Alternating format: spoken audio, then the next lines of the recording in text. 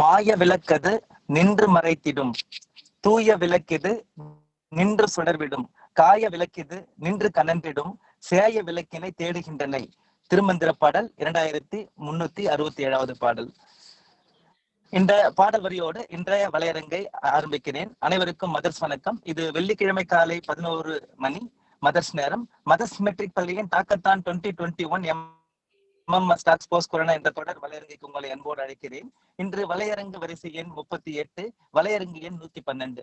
இன்று நம்மோடு பேச கலந்திருக்கும் ஆளுமை திரு வி ஸ்ரீனிவாசன் அவர்கள், ஓய்வு பெற்ற கிராம நிர்வாக அலுவலர், ஜோதிட நிபுணர், பெரிய தலப்பாடி, கிருஷ்ணகிரி மாவட்டம். இன்று நாம் பேச எடுத்துக்கொண்ட தலைப்பு ஏபிசிஸ் ஆஃப் ஆஸ்ட்ராலஜி, அடிப்படை ஜோதிடம். இன்னும் இந்த வலையரங்கு இத்தனை நாளா 111 நாளா மனநலம், குணநலம் அப்படின்னு கல்வியை நோக்கிலும் சரி, வாழ்வியல் நோக்கிலும் சரி ப்ரொடக்டிவா கொண்டு போனாங்க. இன்னைக்கு என்ன ஒரு மூட நம்பிக்கை மாதிரி ஒரு அடிப்படை ஜோதிடன்ற மாதிரி கொண்டு போறாங்க. இது கண்டிப்பாவே இது கல்வியல் நோக்கில இது வருமா, இது வராதான்ற மாதிரி நிறைய தலைப்பு வரும். இன்னைக்கு முக்கியமா எல்லா மக்களும் கொரோனாவையும் தாண்டி எல்லாம் முடங்கி போயிருக்கிற இடம் என்னது அப்படின்னா பரிகாரம், கோயில்கள், அது மாதிரியான விஷயத்துல உண்மைகளை தெரிஞ்சியா தெரியாமலே ஏதோ ஒரு நமக்கு நல்லது நடக்கும் அப்படின்ற ஒரு வழிகாட்டுதல்ல போயிட்டு இருக்காங்க. இன்னைக்கு ஒரு முறையான ஒரு வலையரங்கு, மக்களுடைய போக்கு ரைட்டா, அந்த ஜோதிடம் என்பது அறியாமையா, இல்ல ஆன்மீகமா, இல்ல அறிவியலா, இல்ல ஒரு தொழிலா பார்க்கப்படுதா, எந்த அளவுக்கு இது உண்மை, ஆன்மீகவாதம் சொல்லுவாங்க அப்படின்னா இந்த விஞ்ஞானம் தான் இது. ஆக்சுவலா இந்த ஜோதிடமே இது விஞ்ஞானம். இந்த ஜோதிடத்துல ஏகப்பட்டது இருக்கு இல்லையா, கைரேகையில இருந்து ஆரம்பிச்சு ஒரு எல்லாருமே பாதரேகை வரைக்கும் போயிட்டாங்க. ஞாடி ஜோசியம்ல ஆரம்பிச்சு எல்லாமே பாக்குற இடம் எல்லாமே கணிப்பு மட்டும் தான் இருக்கு. அது எந்த லெவல்ல உண்மை? உண்மையிலே ஜோதிடம் என்பது ஒரு அறியாமையா, இல்ல ஆன்மீகமா, அறிவியலா, இல்ல தொழிலா? நம்ம வாழ்க்கையில எதையுமே எதிர்பார்க்கிறோம், எல்லாமே எதிர்பார்க்கிறோம், எல்லாத்தையும் கணிக்கிறோம். கணிப்பில் நிறைந்ததுதான் வாழ்க்கை. அடுத்த வினாடி நான் இருக்கிறேன் அப்படின்னா அது ஒரு எதிர்பார்ப்பு. அது நல்லபடியா வாழ்வுன்றது கணிக்கிறதுக்கு நம்ம உரிமை இருக்கு. எல்லாமே வாழ்க்கையில என்ன சொல்லுவாங்க அப்படின்னா ஒரு விதமான அதிர்வு தான். நம்ம வாழ்க்கையில செய்யற செயல்கள் அனைத்தும், நினைவு அனைத்தும், எதிர்பார்ப்பு அனைத்தும் ஒரு அதிர்வா தான் நம்மள்ட்ட பகிரப்படுது. அந்த அதிர்வு நேர்மறை அதிர்வா இல்ல எதிர்மறை அதிர்வா? இன்னைக்கு எடுத்து போட்ட தலைப்பு மதஸ்மெட்டிக் பள்ளியில இந்த தொடர் வரிசையில அடிப்படை ஜோதிடம் எதுக்காக எடுத்துக்கிட்டோம்? இது உளவியல் ரீதியா பார்க்க வாய்ப்பு இருக்குதா, இல்ல வாழ்வியல் ரீதியாக பார்க்க வாய்ப்பு இருக்குதா, இல்ல மக்களுக்கு அனைத்து விதமான ஒரு கணிப்பையும் கரெக்டா கணிக்கிறதுக்கான வாய்ப்பு இருக்கா? இந்த ஜாதகம் என்றது உண்மையா பொய்யா? இதனுடைய ஆரம்பம் எங்க இருக்கு? கிரகங்கள் நம்ம வாழ்க்கையை நிஜமாலுமே தீர்மானிக்குதா? கிரகங்கள் நம்ம வாழ்க்கைக்கு கண்டிப்பா திசையை காட்டுமா? அப்படின்னா அது எந்த அளவுக்கு காட்டும்? ஜாதகம் என்பது உண்மையா பொய்யா? அதனுடைய வரலாறு என்ன? கிரகங்கள் நம்ம மீது நிஜமாலுமே ஆதிக்கம் செலுத்துமா? அப்படி ஆதிக்கம் செலுத்தினா அதை நம்ம புரிஞ்சுக்கிறதுக்கு எந்த விதமான நம்மளுக்கு அறிவு வேண்டும்? பிறப்பு முதல் இறப்பு வரை இடையில வாழ்க்கையும் சேர்த்து இந்த ஜாதகத்தாலையும் சரி, ஏதோ நிறைய ஜாதகம் சொல்லிருக்காங்க இல்லையா, எல்லா ரேகையும் இருக்கு, எல்லா ஜோதிடமும் இருக்கு. நம்ம பார்த்தது தொட்டதுக்கு எல்லாமே தொழிலா மாக்குற நேரத்துல எல்லாமே முகத்தை ரீட் பண்ற வரைக்கும் அது ஜோதிடமா மாத்தி, நாடி ஜோதிடமா மாத்தி நிறைய விஷயங்கள் நமக்கு கொடுத்துட்டு இருக்காங்க. அப்படி இருக்கும்போது இந்த பரிகாரம்ன்ற விஷயமும் சேர்ந்துக்குது. இந்த பரிகாரம்லாம் எதுக்கு, ஏன் மக்களுக்கு அது புரிதலோட செய்யறாங்களா அப்படின்ற நோக்கில இன்னைக்கு ஐயா இணைந்திருக்கிறாங்க. சூப்பரா விஷயம் சொல்லுவாங்க. ஆரிடம், ஜோசியம், ஜாதகம் இதெல்லாமே வாழ்நிலை அறிக்கை மாதிரிதான். எல்லா சமயமும் கணிப்பு சரியா இருக்கணும்னு சொல்ல முடியாது. ஆனா மழை வரும்ன்றது அவங்க சொல்லுவாங்க அல்ல, ஒரு கணிக்கிற மாதிரிதான். ஆனா அதுல நனைகிறதும் நனையாததும் நம்மள கையில் தான் இருக்கு. யாரு ஜாதகம் ஜோசியம் கேட்கறாங்களோ அவங்கள பொறுத்துதான் இருக்கு. அதனால இந்த முன்னறிவதுக்கு வேணுமா அப்படின்னு விளையாட்டோட சொல்லுவாங்க. குரு எந்த வீட்டுல என்ன, அடிபட்டவங்க வாழ்க்கையில நொந்தவங்க என்ன சொல்லுவாங்க அப்படின்னா, குரு எந்த வீட்டுல சென்னா எனக்கு என்ன, சனி எந்த வீட்டை காலி செஞ்சா எனக்கு என்ன, ராகுவும் கேதுவும் எத்தனை முறை சுற்றி சுற்றி வளம் வந்தாலும் கூட எனக்கு என்ன, தருத்திரின் வாழ்வில் எது மாறிவிட போகிறது, வாழ்வு கட்டம் இவனை கட்டம் கட்டும் போது இக்கட்டம் எல்லாம் எம்மாத்திரம் அப்படின்னு சொல்லுவாங்க. கண்டிப்பா இப்போ வாழ்க்கையில ரெண்டு தான் நம்மளுக்கு. பர்சனாலிட்டி டெவலப்மெண்ட், ஆளுமையெல்லாம் எப்படி பார்ப்பாங்க அப்படின்னா இங்க சேர்த்து பார்ப்பாங்க. இப்போ ஜாதகத்தை கூட என்ன சொல்லுவாங்க, சில பேர் மூட நம்பிக்கைன்னு சொல்லுவாங்க, சில பேர் புத்திசாலித்தனம்னுவாங்க, சில பேர் வாழ்க்கையை கவனமா கையாளுறதுக்கு இந்த ஜாதகம் வேணும்னுவாங்க. சில சமயத்துல கண்டிப்பா வாழ்க்கையில ஒவ்வொரு நொடியும் நம்ம வாழும்போது விழிப்புணர்வு வேணும். அந்த விழிப்புணர்வுக்கான வழிகாட்டி தான் இது. பயங்கரமான இருக்கா இல்லையான்ற ஆராய்ச்சியில, குதர்க்கமான ஆராய்ச்சியில போயிட்டு இது எப்படி நம்ம வாழ்க்கையில காட்டிக்கலாம். இப்ப நம்ம ஒவ்வொரு மனிதனும் ஒவ்வொரு ஜீவராசிகளும் பிறக்கும் போதே அந்த கோல் தீர்மானிக்கிற மாதிரி தான் எல்லாம் அமையன்ற மாதிரியான சட்ட விதிகள் இருந்தா கூட அந்த சட்ட விதிகள் முழுசா புரிஞ்சுக்கிட்டவங்க யாரு, எப்படி இதை மக்களுக்கு கரெக்டா கொண்டு போகணும், இது முழுக்க முழுக்க இந்த அடிப்படை ஜோதிடம் என்ற இன்னைக்கு பேச வந்த சீனிவாசன் ஐயா அவருக்கு என்ன பண்ணுவாங்க அப்படின்னா, ரொம்ப நாள் அழகா அதை படிச்சு முதுகலை படிப்பு வரைக்கும் படிச்சுட்டு அது ஒரு பொது நோக்குல செஞ்சிட்டு இருக்காங்க. உளவியல் ரீதியா வாழ்க்கைக்கு இதை எதிர்பாராத விதமா நெட்வொர்க் இஷ்யூல நான் மாட்டிக்கிட்டு இருக்கேன். கண்டிப்பா அதை எப்படி போகும்னு தெரியல. நிஜமாலுமே எல்லாருக்குமே ஒரு வருத்தத்தை தெரிவிச்சிட்டு இருக்கேன். ஓகே, இதுவுமே ஒரு இதுதான் நம்மளுக்கு, இதுவுமே ஒரு எதிர்பாராதுதான். எதிர்பாராத எப்படி எதிர்பார்க்கறத எப்படி சரி பண்றதுக்கு தான் இன்னைக்கு ஐயா அவர்கள் இணைந்திருக்கிறாங்க. கண்டிப்பா ஐயா, உங்களுடைய வருகைக்கு நன்றி. விழிப்புணர்வு இல்லாமல் நம்ம வாழ்க்கையில எட்ட நிறைய விதைகள் மட்டும்தான் இப்ப சுத்தி நம்மளோட மரம் செடி கொடியாகவும் விஷ செடியாகவும் மாறிட்டு இருக்கு. அதை எது மரம் செடி கொடிகள் அப்படின்றத பாக்குறதுக்கும், எது விஷ செடிகள் என்று பார்த்து புடுங்கி போறதுக்கும், இதுக்கப்புறம் நம்மளை சுத்தி விஷ செடிகள் வரக்கூடாதுன்றதுக்காக இந்த அடிப்படை ஜோதிடத்தை எப்படி நம்ம வாழ்க்கையில ஒரு பொது நோக்கிலும் சரி விழிப்புணர்வு நோக்கிலும் இந்த வலையரங்கு தொடர்கிறது. ஐயா அவர்களை வரவேற்க பள்ளியின் ஆசிரியை மேகலா அவர்களை அன்போடு அழைக்கிறேன். அனைவருக்கும் மதர்ஸ் வணக்கம். திரு வி சீனிவாசன் ஐயா அவர்கள் கிருஷ்ணகிரி மாவட்டம் பெரிய தள்ளப்பாடியில் விஸ்வநாதன் ஸ்வர்ணாம்பாள் தம்பதியருக்கு மகனாக பிறந்தார். இவரது தந்தை மிருதங்க வித்வான். 1958ஆம் ஆண்டு ஜனவரி 2ஆம் நாள் பிறந்த இவர் 1988ஆம் ஆண்டு தாராபுரத்தில் கிராம நிர்வாக அலுவலராக தம் பணியை ஆரம்பித்தார். பின் 1996ஆம் ஆண்டு மதுரை காமராஜர் பல்கலைக்கழகத்தில் ஜோதிட கலையில் பட்டய படிப்பையும் இளங்கலை மற்றும் முதுகலை பட்ட படிப்பை சாஸ்திரா பல்கலைக்கழகத்திலும், மேலும் கோயம்புத்தூர் கற்பகம் பல்கலைக்கழகத்தில் முதுகலை அறிவியல் பட்ட படிப்பை பயணிப்பாட்டு ஜோதிடவியல் துறையிலும் முடித்தார். 90களில் முறையான ஜாதக கணித்தல், பொருத்தம், தொழில் என ஜோதிடம் கூறி வந்தார். 1996ஆம் ஆண்டில் எழுத ஆரம்பித்தார். இவரது தினப்பலன், மாத பலன், வாரப்பலன், குரு பெயர்ச்சி பலன் மற்றும் ஜோதிட குறிப்புகள் என கோவை ஞான சிந்தாமணி மற்றும் நமது ஊத்தங்கரை எக்ஸ்பிரஸ் போன்ற இதழ்களில் எழுதியுள்ளார். குறிப்பாக ஆசிரியர் கோவிந்தராஜ் நடத்தும் நமது ஊத்தங்கரை எக்ஸ்பிரஸில் 150க்கும் மேற்பட்ட ஜோதிட குறிப்புகளையும் கட்டுரைகளையும் வழங்கியுள்ளார். விஜயலட்சுமி அவர்களை தன் இணையாக ஏற்ற இவருக்கு திவாகர் என்ற மகனும் உமா கௌரி என்ற மகளும் உள்ளார்கள். தோட்டக்கலையில் ஆர்வம் மிகுந்த இவர் தனது வீட்டில் மூலிகை தோட்டம் பராமரித்து வருகிறார். கிராம நிர்வாக அலுவலராக பணியாற்றி ஓய்வு பெற்று உளவியல் நோக்கில் ஜோதிடம் கூறி வரும் ஐயா சீனிவாசன் அவர்களை மதர்ஸ் மெட்ரிக் மேல்நிலை பள்ளியின் 112ஆம் வலையரங்கிற்கு பேச அன்போடு அழைக்கிறேன். மதர்ஸ் வணக்கம் சார். வணக்கம் வணக்கம் வணக்கம்.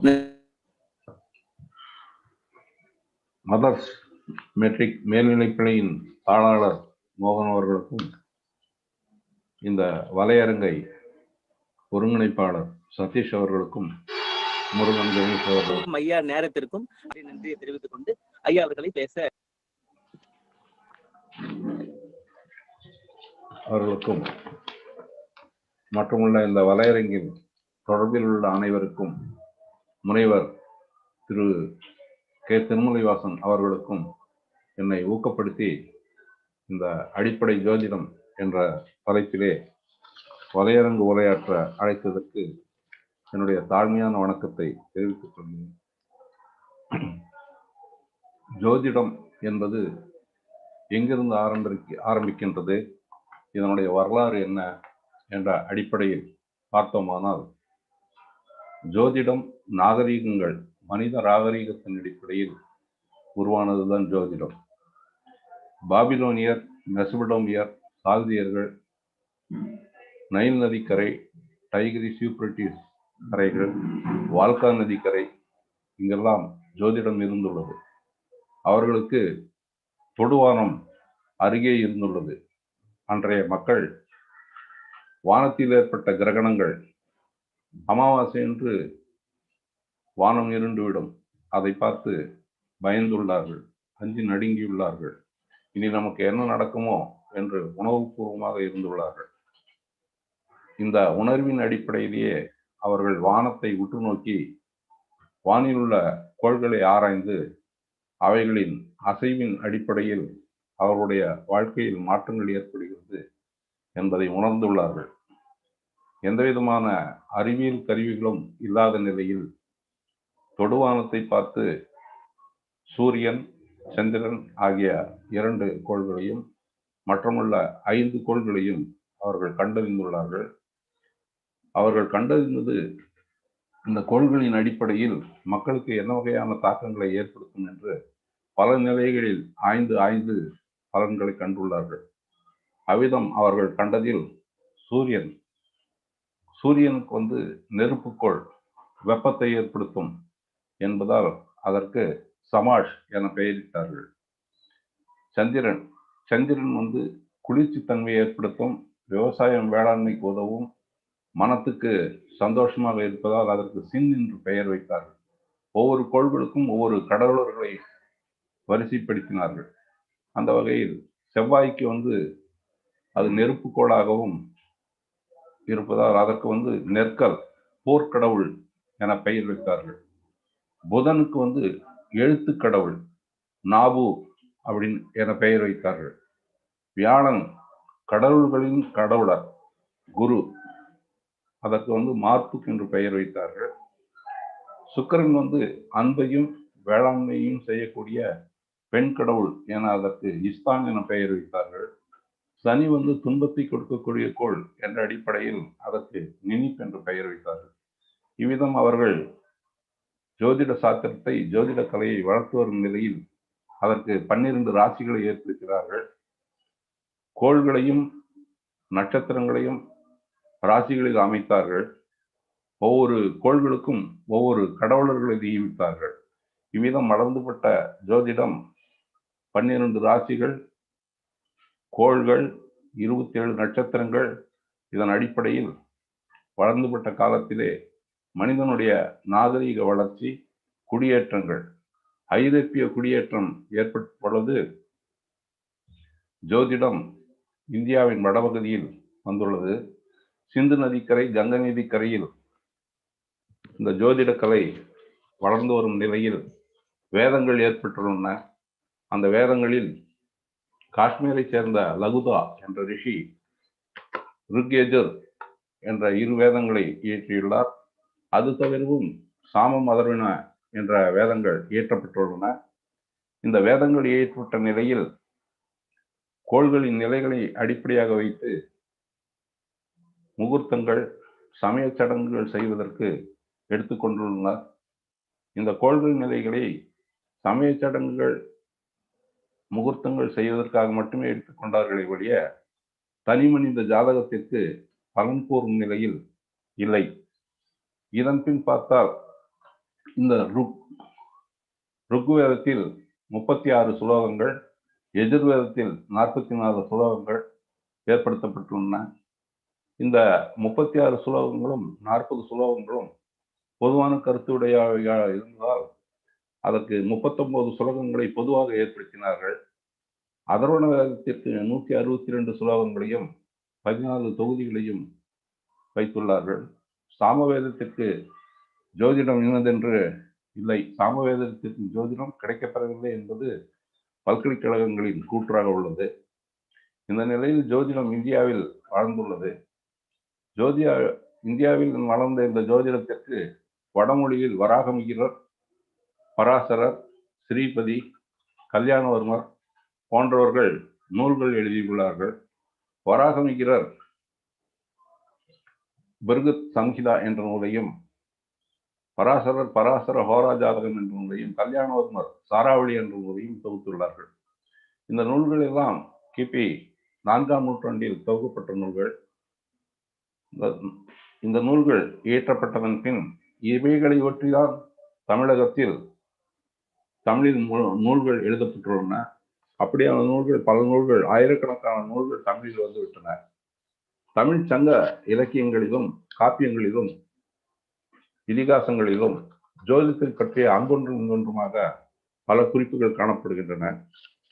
விதமான காணப்படும் குறிப்புகள் இந்த வளர்ந்துபட்ட ஜோதிடம் தமிழகத்தில் இதற்கு கல்வித்துறை இல்லாத நிலையில் இதனை போதிப்பதற்கு ஏற்றவாறு 1992 மதுரை காமராஜர் பல்கலைக்கழகத்திலே பட்டய படிப்பு ஏற்படுத்தப்பட்டது. இதன் பின் 2002 தஞ்சை சாஸ்திரா பல்கலைக்கழகத்தில் பட்டய படிப்பு, இளங்கலை படிப்புகள் தொடர்ந்து முதுகலை பட்டம் வரை படிப்புகள் நடைபெற்றன. இதன் பின் 2009 கோவை கற்பகம் பல்கலைக்கழகத்தில் அதே போன்று பட்டயம், இளங்கலை, முதுகலை பட்டயவியல், முனைவர் பட்டம் வரை படிப்புகள் தொடர்ந்து நடத்தப்பட்டு வந்தன. பல்லாயிரக்கணக்கான தமிழக மாணவர்கள் மட்டுமின்றி ஆங்கில புலமை தெரிந்த அருகே மாநிலத்தவர்களும் இதனால் பயன்பெற்றுள்ளனர். ஆயிரக்கணக்கானவர்கள் ஜோதிடத்திற்கு இன்று பணியாற்ற வந்திருந்தாலும் இன்றைய நிலையில் ஜோதிடம் என்பது 12 ராசிகள், மேஷம், ரிஷபம், மிதுனம், கடகம், சிம்மம், கன்னி, துலா, விருச்சிகம், தனுசு, மகரம், கும்பம், மீனம் என 12 ராசிகள் வட்டப்பாதையிலே 360 டிகிரிகள் சமமாக கொண்டு பிரிக்கப்பட்டுள்ளன. இதன்படி ராசிகள் பிரிக்கப்பட்டுள்ளன. ராசிகளுக்குடைய காரகங்களும் சொல்லப்பட்டுள்ளன. ராசிக்காரங்கள் என்று எடுத்துக்கொண்டால் மேஷ ராசியை சரராசி, ஒற்றை ராசி, ஆண் ராசி, கிழக்கு ராசி, நெருப்பு ராசி, முட்செடி, சிறு காடு, போர்க்களம், நெருப்புள்ள பகுதி, பகலில் காடு,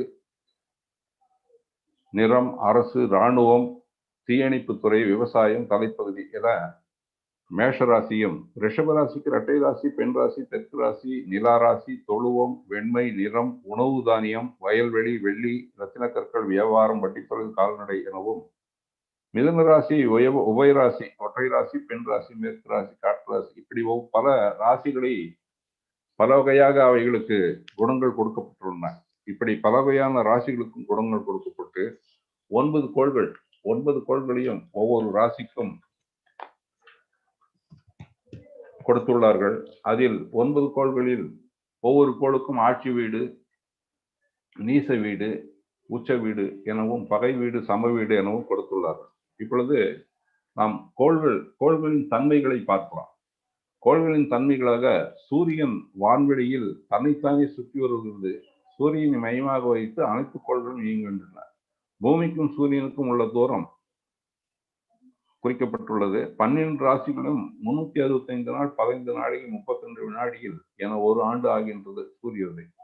சூரியனுக்கு கொடுக்கப்பட்ட காரங்கள் தந்தைக்காரர்கள், உடல் பலம், ஆண்மை, பரிசுத்தம், அரசியல், அசையும் பொருள் இப்படி கொடுக்கப்பட்டுள்ளன. இதே போன்று சந்திரனுக்கும் கோள்கள் தன்மைகள் கொடுக்கப்பட்டுள்ளன. இப்படி கோள்களுக்கும் நட்சத்திரங்களுக்கும் தன்மைகள் கொடுக்கப்பட்டு இவைகள் வளர்ந்து வருகின்றன. இந்த கோள்கள் ஏதாவது ஒரு பாதையில் செல்ல வேண்டும் அல்லவா?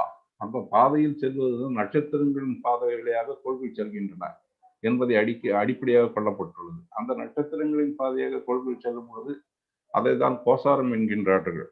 இப்படி அஸ்வினி முதல் 27 நட்சத்திரங்கள், அஸ்வினி, பரணி, கார்த்திகை, ரோகிணி, மிருகசீரிடம், திருவாதிரை, புனர்பூசம், பூசம், ஆயில்யம், மகம், பூரம், உத்திரம், அஸ்தம், சித்திரை, சுவாதி, விசாகம், மனுஷம், கேட்டை, மூலம், பூராடம், உத்திராடம், திருவோணம், அவிட்டம், சதயம், பூரட்டாதி, உத்திரட்டாதி என 27 நட்சத்திரங்கள் கொடுக்கப்பட்டுள்ளன. இந்த 27 நட்சத்திரங்களும் ஒவ்வொரு ராசிக்கும் 9 பாதம் உள்ள நட்சத்திரங்களாக பிரிக்கப்படுகின்றன. 9 பாதங்கள் உள்ள நட்சத்திரங்களாக பிரிக்கப்பட்டு அவைகள் மேஷ ராசிக்கு அஸ்வினி, பரணி, கார்த்திகை 1ஆம் பாதமும், ரிஷபராசிக்கு கார்த்திகை 2, 3, 4 பாதங்கள், ரோகிணி நட்சத்திரத்தின் 4 பாதங்கள், மிருகசீரிடத்தின் 1, 2 பாதங்கள். அடுத்தது மிதுன ராசிக்கு மிருகசீரிடத்தின் 3, 4 பாதங்கள், திருவாதிரையின் 4 பாதங்கள், புனர்பூசத்தின் 1, 2, 3 பாதங்கள் என்று பிரிக்கப்படுகின்றன. கடுக ராசிக்கு புனர்பூசம் 4ஆம் பாதம், பூச நட்சத்திரம் 4 பாதம், ஆயில்ய நட்சத்திரம் 4 பாதம் என்ன கடகராசியோட ஆயில்யம் வரை நட்சத்திரங்கள் முடிகின்றன. அதற்கடுத்த நட்சத்திரம் மகம், பூரம், இதன் 4 பாதங்கள் 8 பாதங்களும், உத்தர நட்சத்திரத்தின் 1 பாதமும், மற்றுமுள்ள கன்னிராசிக்கு உத்தர நட்சத்திரம் 2, 3, 4 பாதங்கள், அஸ்த நட்சத்திரம், சித்திரையின் 1, 2 பாதங்கள். அடுத்ததான துலா ராசிக்கு சித்திரை 3, 4 பாதங்கள், சுவாதி, விசாகத்தின் 1, 2, 3, 4 பாதங்களும். அடுத்ததான விருச்சிக ராசிக்கு விசாகத்தின் 1ஆம் பாதம், அனுஷ நட்சத்திரத்தின் 4ஆம் பாதம், கேட்டை நட்சத்திரத்தின் 4ஆம் பாதமும் விடுகின்றன. அடுத்ததான தனுர் ராசிக்கு மூல நட்சத்திரம், பூராட நட்சத்திரம், உத்திராட நட்சத்திரம் 1ஆம் பாதம் முடிகின்றன. உத்திராட நட்சத்திரம் 2, 3, 4 பாதங்கள், திருவோண நட்சத்திரம், அவிட்டம் 1, 2 பாதங்கள் மகர ராசியிலும், அவிட்டம் 3, 4 பாதங்கள் சதயம், பூரட்டாதி 1, 2, 3 பாதங்கள் கும்பராசியிலும், பூரட்டாதி 4ஆம் பாதம் மீன ராசியிலும், உத்திரட்டாதி நட்சத்திரத்தின் 4 பாதமும், ரேவதி நட்சத்திரத்தின் 4 பாதமும் ஆக 12 ராசிகளுக்கும் இந்த நட்சத்திரங்களை பகுத்து தந்துள்ளார்கள். இந்த நட்சத்திரங்களின் அடிப்படையில் பார்த்தோமானால், மேஷத்தை மேஷம், சிம்மம், தனுசு திரிகோண வீடுகள், அதே போன்று ரிஷபம், கன்னி, மகரம் திரிகோண வீடுகள், அதே போன்று மிதுனம், துலாம், கும்பம் திரிகோண வீடுகள், இப்படி வீடுகள் பிரிக்கப்பட்டுள்ளன. இந்த அமைப்பிலே ஜோதிடத்தின் பலன்கள் காணப்படுகின்றன. என்னதான் கிரகங்கள், கோள்கள் என்று பார்த்தாலும் இவைகள் இருக்கும் நிலையில் இயங்கிக் கொண்டிருக்கின்றன. இந்த இயக்கத்தில் ஒருவரின் ஜாதகத்தை அடிப்படையாக அவருடைய பிறந்த நேரம், தேதி, இடம் என்ற அடிப்படையில் அவருடைய ஜாதகம் கணிக்கப்படுகிறது. ஜாதகம் என்றால் அவர் பிறந்த நேரத்தை வைத்து சொல்லப்படுவது லக்னம் என்று கொள்ளப்படுகிறது. அன்றைக்கு சந்திரன் இருக்கக்கூடிய நிலை, சந்திரன் எந்த நட்சத்திரத்தில் உள்ளாரோ அது ராசி என்ற அடிப்படையில் பலன்கள் சொல்லப்படுகின்றன. இப்படி பலன்கள் கொள்ளப்பட்டாலும் கோசார ரீதியாக பிறந்த ஜாதகத்தின் பலன்கள் வேறாக இருந்தாலும் கோசார ரீதியாக கோள்கள் மாறும் பொழுது பலன்கள் மாறும். அந்த வகையில் ஒவ்வொரு கோளுக்கும் ஒவ்வொரு குரூப்பான நட்சத்திரங்கள் கொடுக்கப்படுகின்றன. இப்பொழுது முதல் நட்சத்திரம் எடுத்துக்கொண்டால் அஸ்வினி, மகம், மூலம். அஸ்வினி, மகம், மூலத்திற்கு கேது, அது கேதுவுடைய நட்சத்திரமாக கொள்ளப்படுகிறது. அந்த கேதுவுடைய நட்சத்திரமாக கொள்ளப்படுவதற்கு அதற்கு திசை ஆண்டுகள் 7 ஆண்டுகள். அடுத்ததான பரணி, பூரம், பூராடம் இந்த 3 நட்சத்திரங்கள் சுக்கிரனுடைய சாரம் பெற்ற நட்சத்திரங்கள். இதற்கு சுக்கிர திசை 20 ஆண்டுகள் கொள்ளப்படுகின்றன. அடுத்ததாக கார்த்திகை, உத்திரம், உத்திராடம் இந்த நட்சத்திரங்கள் சூரியனுடைய சாரம் பெற்ற நட்சத்திரங்களாக கொள்ளப்பட்டு இவைகளுக்கு சூரிய திசை 6 ஆண்டுகள் கணக்கிடப்படுகின்றன. அடுத்ததாக ரோகிணி, அஸ்தம், திருவோணம் இவை சந்திரனுடைய சாரம் பெற்ற நட்சத்திரங்களாக கொண்டு இதற்கு திசை ஆண்டுகள் 10 கொள்ளப்படுகிறது. அடுத்ததாக மிருக, சீரிடம், சித்திரை, அவிட்டம் செவ்வாயினுடைய சாரம் பெற்ற நட்சத்திரங்கள். இவைகளுக்கு திசை ஆண்டுகள் 7ஆக கொள்ளப்படுகின்றது. அடுத்ததாக திருவாதிரை, சுவாதி, சதயம் ராகுவின் சாரம் பெற்ற நட்சத்திரங்கள். இதற்கு திசை ஆண்டுகள் 18. அதே போன்று புனர்பூசம், விசாகம், பூரட்டாதி குருவனுடைய சாரம் பெற்ற நட்சத்திரங்கள். இதற்கு திசை ஆண்டுகள் 16. அடுத்ததாக பூசம், அனுஷம், உத்திரட்டாதி சனியின் சாரம் பெற்ற நட்சத்திரங்கள். இவைகளுக்கு திசை ஆண்டுகள் 19. அடுத்ததாக ஆயில்யம், கேட்டை, ரேவதி இந்த நட்சத்திரங்களுக்கு திசை ஆண்டுகள் 17 என்று இப்படி கொள்ளப்பட்டு திசை ஆண்டுகள் கணிக்கப்படுகின்றன. உதாரணமாக ஒருத்தர் அசுனி நட்சத்திரத்தில் மேஷராசியில் பிறந்துள்ளார் என்று வைத்துக் கொண்டால் அவருடைய பிறந்த நேரத்தின் அடிப்படையில் அவருக்கு திசாபுக்திகள் கணக்கிடப்படுகின்றன. அவருடைய பிறந்த தேதியிலிருந்து தொடங்கி அப்படியே அஸ்வினி என்றால் கேதுவனுடைய திசை, அடுத்ததான பரணி நட்சத்திரத்துக்கு உண்டான சுக்கிர திசை, அடுத்ததாக சூரியனுக்கு உண்டான கார்த்திகை நட்சத்திரத்துக்கு உண்டான சூரியனுடைய திசை, இப்படி திசைகள் கணக்கப்படுகின்றன. கோச்சாரத்திலும் இந்த தசாபுக்தியிலும் கோள்கள் அவருடைய பலன்களை தரும் என்று ஜோதிட சாஸ்திரத்தில் நம்பப்படுகிறது. இதன் அடிப்படையில் தான் ஜோதிடம் உரைக்கப்பட்டு வருகின்றது. இருப்பினும் நாம் இங்கு சரியாக கவனிக்க வேண்டியது என்னவென்றால், இந்த ஜோதிடம் நம்முடைய மனித நாகரிகத்தில் வந்துள்ளது. இந்த மனித நாகரிகத்தில் வந்துள்ள ஜோதிடமானது அவர்களுக்கு ஏற்பட்ட அச்ச உணர்வு, பய உணர்வு காரணமாக ஏற்பட்டது என்பதாகிறது.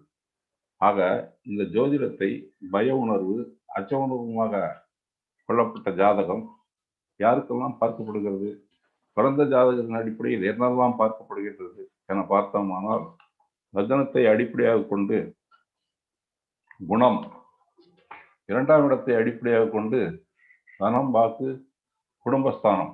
மூன்றாம் இடத்தை அடிப்படையாக கொண்டு தைரியம், வீரியம், பராக்கிரமம். நான்காம் இடத்தை அடிப்படையாக கொண்டு தாய், வாகனம், சுகம், வீடு. ஐந்தாம் இடத்தை அடிப்படையாக கொண்டு பூர்வ புண்ணியம், கல்வி, அறிவு. ஆறாம் இடத்தை அடிப்படையாக கொண்டு கடன், நோய், எதிரி. ஏழாம் இடத்தை அடிப்படையாக கொண்டு களத்திரம், நண்பர்கள், வெளிவெட்டு பழக்கம். எட்டாம் இடத்தை அடிப்படையாக கொண்டு ஆயுள், வில்லங்கம் போன்றவற்றையும். 9ஆம் இடம் பாக்கியஸ்தானம், தந்தையாஸ்தானம் என்று கூறுவார்கள். 10ஆம் இடம் தொழில் ஸ்தானம், கர்மாஸ்தானம் என்று கூறுவார்கள். 11ஆம் இடத்தை லாபஸ்தானம், ஆதாயம், அவர்கள் பெற்ற அறிவு, இதை கூறுவார்கள். 12ஆம் இடம் மோட்சஸ்தானம், விரயங்கள் என்று கூறுவார்கள். இப்படி ஜாதக அடிப்படையில் லக்னத்தை அடிப்படையாக கொண்டு பலன்கள் கூறும் பொழுது வராகமிகிரர் தன்னுடைய பெல்குத் சம்மதியில் குறிப்பிட்டுள்ள ஒரு சங்கதியை அடிப்படையாக இங்கே குறிப்புள்ள சமூகத்திற்கு குறிப்புள்ள கடமைப்பட்டுள்ளேன். அந்த அடிப்படையில் பார்க்கும் பொழுது வராகமிகிரர் கூறும் கருத்து மிகவும் சரியாக உள்ளதா என்பது நிதர்சனமானதே. அவர் கூறும் கருத்து இங்கு கூறப்பட்டுள்ள ஆயுள்தாய கணிதம், ஆயுர்கணிதம், 8ஆம் இடம் ஆயுள் ஸ்தானத்தை கொண்டு கணிக்கப்படுவது. ஒருவருக்கு லக்ன பாவம் எது என தெரிந்தால்தான் 8ஆம் இடத்தை கண்டுபிடிக்க முடியும். இந்த நிலையில் அவர் கூறும் ஒரு கருத்து சிறப்புடைய ஒரு கருத்தாக உள்ளது. அந்த அளவில் பார்த்தோமானால் 8ஆம் இடத்தை ஆயுள் ஸ்தானத்தை கொண்டு கணிக்கும் பொழுது இந்த தவறி போனால் அதற்கு காரணம் அந்த கணிதம் அல்ல, ஆயுள் ஸ்தானத்தில் கொடுக்கப்பட்டுள்ள கணிதம் அல்ல. அதற்கு என்ன பொறுப்பு என்று பார்த்தால், எதனால் ஒருவருக்கு ஆயுள் தப்பி போகும் என்றால் அவருடைய உணவு முறை, அவர் தன்னுடைய உடலுக்கு ஆரோக்கியமான உணவுகளை உண்டு பஞ்சேந்திரியங்களையும் அடக்கி வாழ்ந்து வந்தால் அவருக்கு ஆயுள் விருத்திப்படும் என்று சொல்கின்றார். இதனைத்தான் வள்ளுவர் ஒருமையுள் ஐந்தடக்கல் ஆற்றின் எடுமையும் ஏமாப்புடைத்து என்று கூறுகிறார். ஆமை தன்னுடைய ஓட்டுக்குள் எப்படி தன்னுடைய அவயங்களை அடக்கிக் கொள்கிறதோ அதே போன்று மனிதன் தன்னுடைய ஐம்புலன்களான மெய், வாய், கண், மூக்கு, செவி இவைகளை சரியான முறையில் அடக்கியாண்டு வாழ்க்கையை வாழ்ந்தால் ஆயுள் விருத்தியாகும் என்பது கருத்தாகிறது. அந்த அடிப்படையில் நாம் பார்த்தோமானால் லக்னம் என்ற அடிப்படையில் பார்த்தால் லக்னத்திற்கு என்ற ஒரு காரகங்கள் உள்ளது. லக்ன காரங்கள் ஒருவருடைய குணங்களை கூறுகிறது. அப்பொழுது ஒருவர் சரியான நபராக இருந்தால் மட்டும்தான், ஒழுக்கமுள்ளவராக இருந்தால் மட்டும்தான் மற்ற பாவங்களும் ஒழுக்கமாக செயல்படும் என்பது ஒரு கருத்தாக நாம் அவசியமான ஒரு கருத்தாக கொள்ள வேண்டியதாக உள்ளது. அப்பொழுது ஒரு லக்னம், ஒரு குழந்தை, அந்த குழந்தை பிறந்து வளர்ந்து இந்த சமூகத்திற்கும் தன்னுடைய குடும்பத்திற்கும் நற்பெயரை ஈட்ட வேண்டும் என்ற அடிப்படையிலேயே நம்முடைய வாழ்வில் உள்ளது. நம்முடைய வாழ்வியல் நற்பெயர்களை ஈட்ட வேண்டும், சான்றாண்மையுடன் வாழ வேண்டும், பிறருக்கு தீங்கு செய்தல் கூடாது என்ற அடிப்படையிலேயே வாழ்க்கை முறை பழங்காலத்தில் அமைக்கப்பட்டுள்ளது. தற்காலத்தில் பல மாறுதலுக்கு உட்பட்டிருந்தாலும் இந்த வாழ்க்கையிலே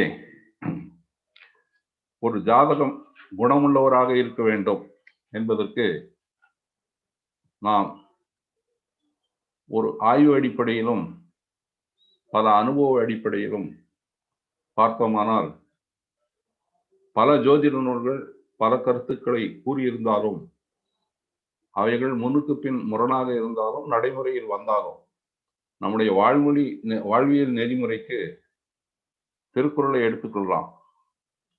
திருக்குறள் உலக பொதுமறை, அனைத்து உலக மொழிகளிலும் மொழிபெயர்க்கப்பட்டுள்ள ஒரு நூல்.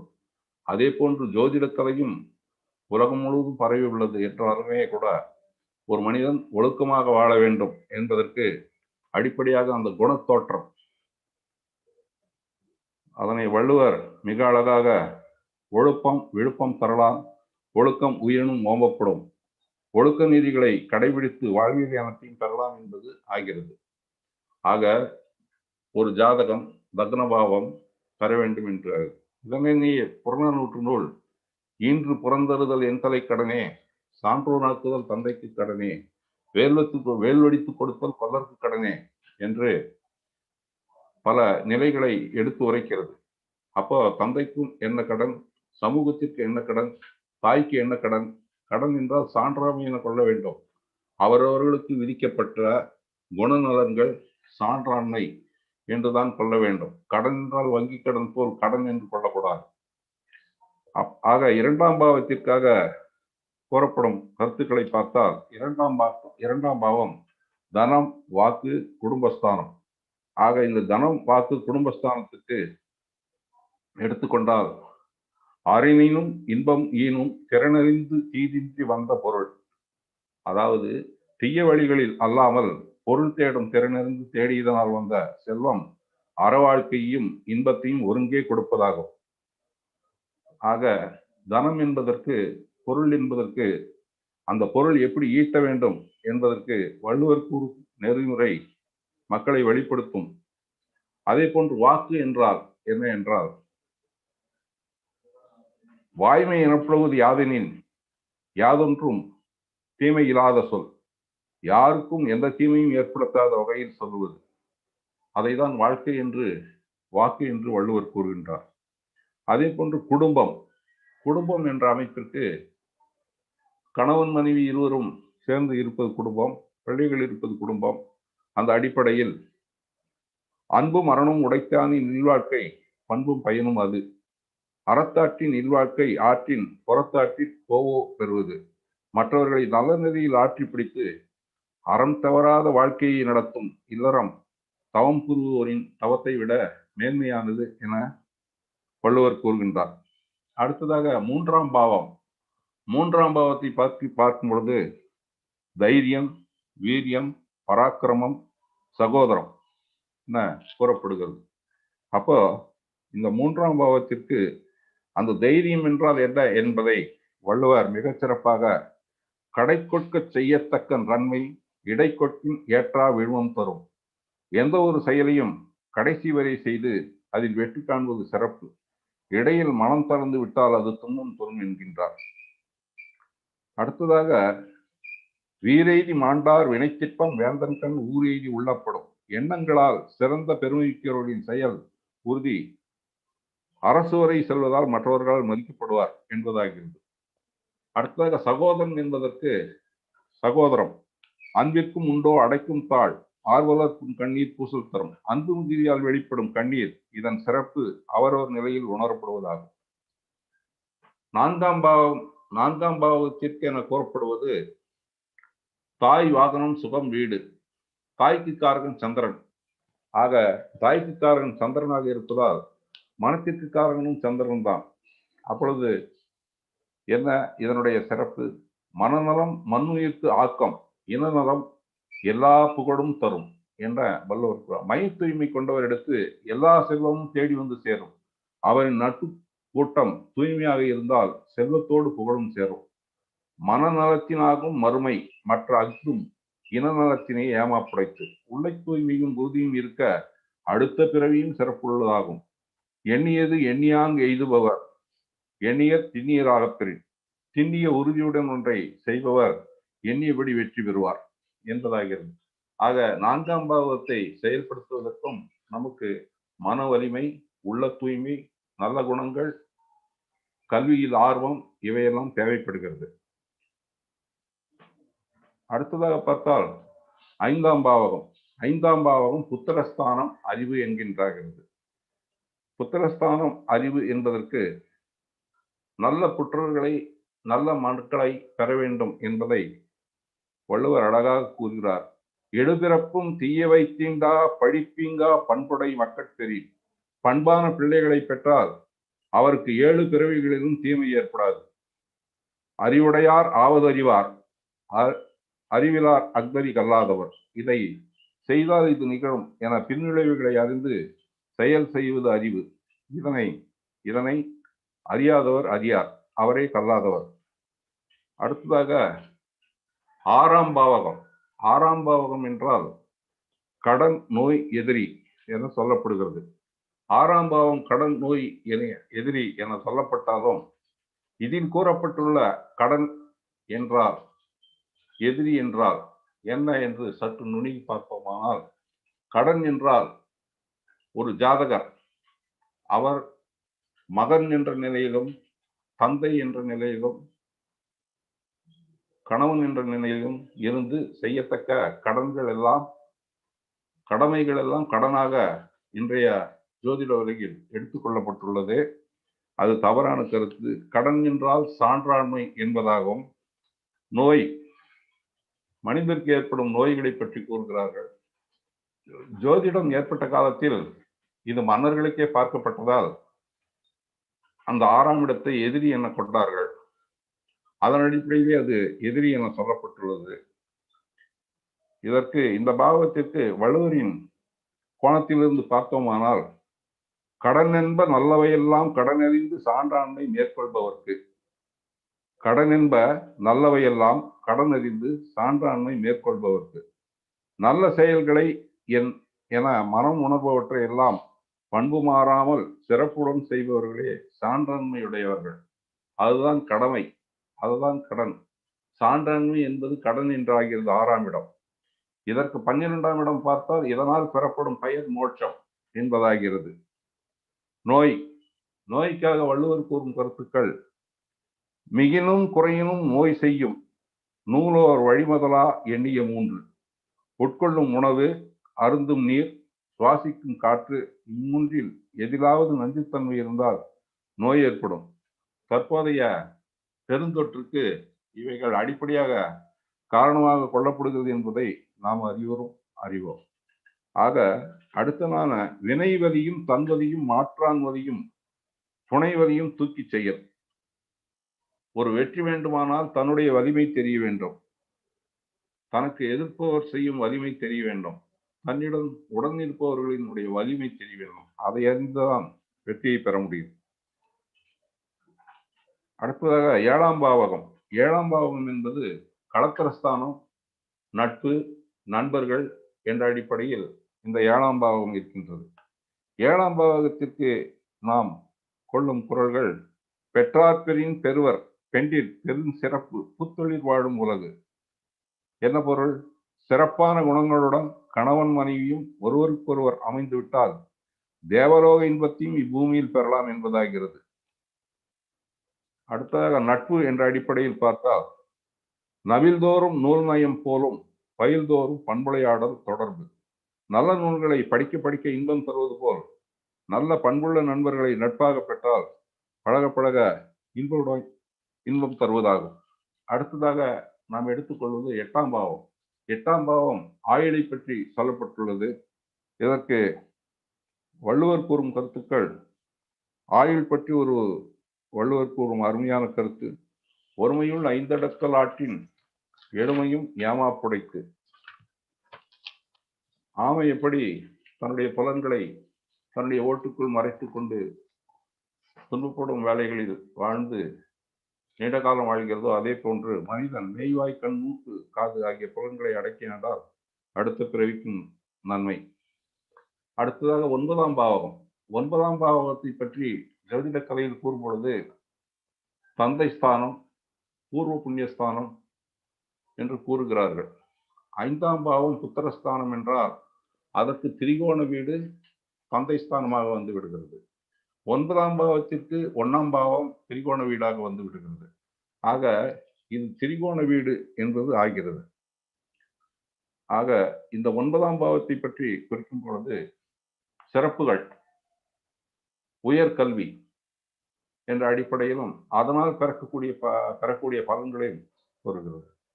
ஆக தந்தை ஸ்தானம் என்ற அடிப்படையில் தந்தை மகற்காற்று நன்றி அவையத்து முந்தி இருப்ப செயல். தந்தை தன் மக்களை சமூகத்தில் புகழ் உள்ளவனாக உருவாக்க வேண்டும். ஆக தந்தையின் ஜாதகத்தை பார்த்தாலும் இந்த குறள் டேலியாகும், மகன் ஜாதகத்தை பார்த்தாலும் இந்த குறள் ஒத்து வரும். அந்த அடிப்படையில் மகன் தந்தை காட்டும் உதவி, இவன் தந்தை என்னோற்றான் கொல்லெனும் சொல். இவரை பெற இவரின் பெற்றோர் என்னதவம் செய்தார்களோ என வேகம்படி நடப்பதே பெற்றோருக்கு பிள்ளைகள் செய்ய வேண்டிய நன்றி. உயர்ந்த அறிவு. சென்ற விடத்து செலவிடாது தீது ஒருகி நன்றின் பாவிப்பதறிவு. மனம் சென்ற இடமெல்லாம் அறிவை செல்ல விடாது தீமைகளில் இருந்து விலகி நல்லவைகளில் செலுத்துவது அறிவு. ஆக 1 முதல் 10 பாவங்களில் அறிவு, நட்பு, துணை நலம், சகோதரம் இவைகளை பார்த்தோம். அடுத்ததாக 10ஆம் பாவகம். 10ஆம் பாவகம் என்றால் ஜோதிடத்தில் தொழில்ஸ்தானம் என்றே கூறப்படுகின்றது. இந்த தொழில்ஸ்தானம் என்ற அடிப்படையில் என்ன வள்ளுவர் என்ன சொல்றார்? எள்ளாத எள்ளி செயல் வேண்டும் தம்மோடு கொள்ளாது உலகு. மக்களுக்கும் நாட்டிற்கும் ஒவ்வாதவற்றை செய்யலாகாது. அப்படி செய்தால் வெற்றி கிட்டாது. உலகம் இகழ்ந்து ஒதுக்காத தொழிலை செய்ய வேண்டும். என்ன பொருள்? உலகம் இகழாத ஒரு தொழிலை செய்ய வேண்டும். 11ஆம் பாவகம் என்று எடுத்தால் லாபம், புகழ் என்று கொள்ளப்படுகிறது. ஆக லாபம் என்றால் ஆதாயஸ்தானம் என்று சொல்லுவார்கள் ஜோதிடத்தில். ஆக ஆதாயம் கிடைக்க வேண்டும் என்றால் அதற்கு வள்ளுவர் இதற்கும் பொருத்தமான ஒரு பொருளை சொல்லியுள்ளார். ஞானம் கருதினும் கைகூடும் காலம் கருதி இடத்தார் செய்யின். சரியான காலம் அறிந்து ஏற்ற இடத்தில் ஒரு செயலை செய்தால் உலகை அடைய நினைத்தாலும் அடையக்கூடும் என்கின்றார். அதே போன்று ஆக்கம் அதனாய் செல்லும் அசைவிலா ஊக்கம் உடையான் உலை. வளர்ச்சியும் வளமும் அதிக ஊக்கம் உடையவர் யார் என விசாரித்து தேடி கண்டுபிடித்து அவரிடம் சேரும்.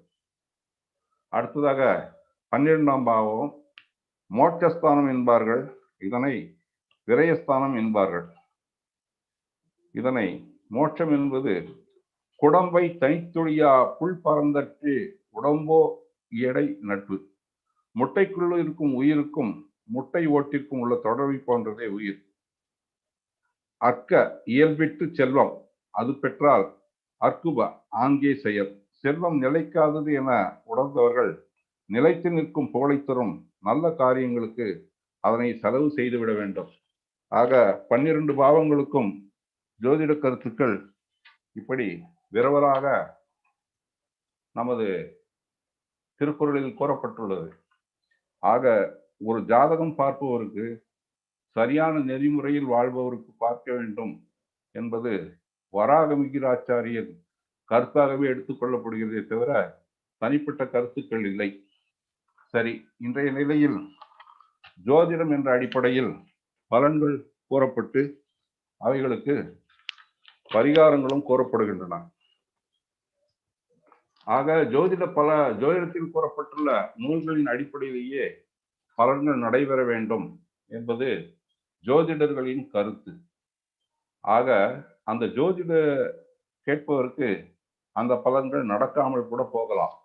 அதற்கு அடிப்படையாக வேதாங்க ஜோதிடத்திலே கூறப்பட்டுள்ள கருத்து யாது என்றால் காலம், தேசம், வர்த்தமானம், ஜாதி, மதம், வேதம், ஸ்ருதி, யுக்தி, அனுபவம் இந்த அடிப்படையிலேயே ஜோதிடத்தை கூற வேண்டும் என்பது கருத்தாக உள்ளது. ஆனால் தற்கால நிலையில் பல நிலைகள் ஜோதிடர்கள் தொழிலாக கொண்டுள்ளார்கள். இது ஆய்வாக நடத்தப்படவில்லை. பழைய நூல்களிலே கூறப்பட்டுள்ள கருத்துக்கள் யாரோ இருவருக்கு ஒத்துப்போனால் வாட்ஸ்அப்பிலும் யூடியூபிலும் போட்டு சமூகத்திற்கு பலவிதமான மக்களை அச்சுறுத்தும் வகையிலும் பயமுறுத்தும் வகையிலும் தான் உள்ளது. ஆக மக்கள் அச்சப்படாமல் இருப்பதற்கு ஏதாவது சில வழிகள் உண்டா என்று ஆராய்ந்து பார்த்தால் திருமணமாகவில்லை, வைத்தீஸ்வரன் கோயிலுக்கு திருமணமாகவில்லை, திருமணம் செய்து செல்லுங்கள், திருநாகேஸ்வரம் செல்லுங்கள், செவ்வாய் தோஷத்திற்கு வைத்தீஸ்வரன் கோயில் போங்கள், பழனிக்கு போங்கள். இப்படி கோயிலாக மக்களை சுற்ற விடுகிறார்கள். வசதி இருப்பவர்கள் கோயிலாக சுற்றலாம். வசதி இல்லாத ஏழை எளியோர் சமூகங்கள் கோயிலாக சுற்ற முடியுமா? இந்த கேள்விக்கு நாம் விடை தேட வேண்டியது அவசியமாகிறது. ஆக இந்த ஜோதிடத்தை யார் பார்க்கிறார்கள்? மிகவும் வசதியானவர்கள் தான் தற்காலத்தில் பார்த்து கொண்டுள்ளார்கள். அவர்களுடைய பொருளாதாரத்தை இன்னும் மேம்படுத்த முடியுமா? அவர்களை விட இன்னும் வசதி மிக்கவர் வீட்டில் பெண் எடுக்க முடியுமா? பெண் கொடுக்க முடியுமா? இப்படியான நிலைகள் போய்கொண்டிருக்கிறது. ஆக ஜோதிடம் ஒரு உளம் சார்ந்த கலையாக பழங்காலத்தில் இருந்தாலும் அவர்கள் நேர்மையாக வாழ்ந்து அதை பின்பற்றி அதன் பலன்களை அடைந்துள்ளார்கள். தற்காலத்தில் இது சமூகத்திற்கு ஆய்வாக எடுத்துக்கொள்ளலாமே ஒழிய முழுமையான பலன்களை அளிக்கக்கூடியதாக இல்லை. மக்களை திசை திருப்புவதாகவும் செய்வதாகவுமே பல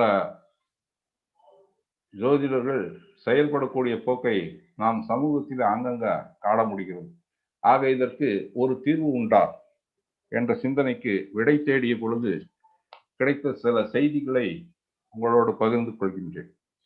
இப்பொழுது சூரியனால் ஏற்படும் தோஷம். சூரியனால் தோஷங்கள் ஏற்பட்டால் என்ன செய்வது? சூரியனார் கோயிலுக்கு போங்கள் என்று சொல்வார்கள்.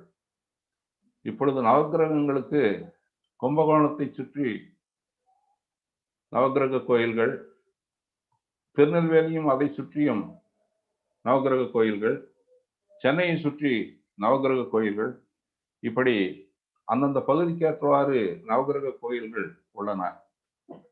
அவற்றிற்கெல்லாம் சாதாரண மனிதன் சென்று வந்து விட முடியாது. இன்றைய பொருளாதார சூழ்நிலையில் கரோனா சூழ்நிலையிலும் போக முடியாது.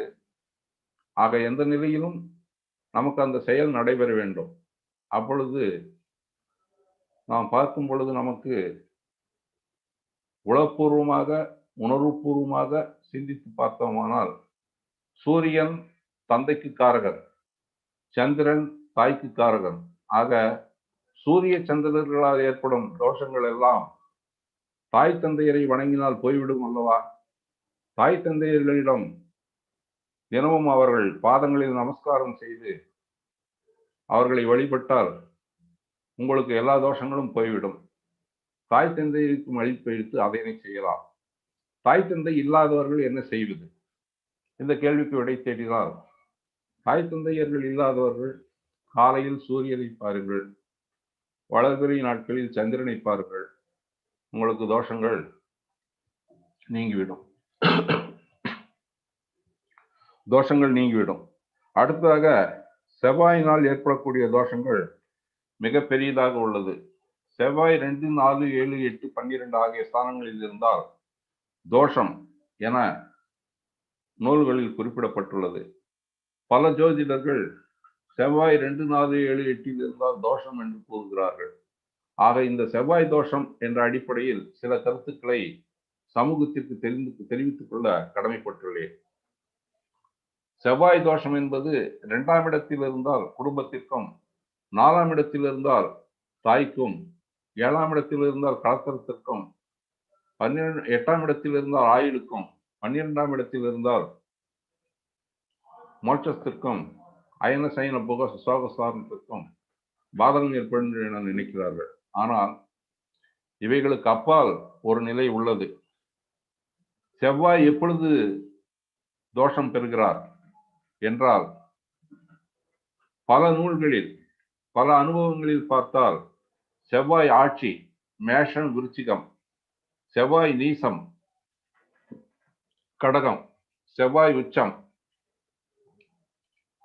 மகரம் ஆகிய வீடுகளில் அவர் நின்றால் தோஷம் இல்லை. அடுத்ததாக அவர் சிம்மத்தில் தன்னுடைய நட்பு வீட்டில் இருந்தால் தோஷம் இல்லை. ஆக செவ்வாய் மேஷம் விருச்சிகம் கடகம் மகரம் சிம்மம் ஆகிய ராசிகளில் இருந்தால் தோஷம் இல்லை. தீய கோள்களால் பார்க்கப்பட்டாலோ அல்லது சேர்க்கை பெற்றிருந்தாலோ செவ்வாய் தோஷம் இல்லை.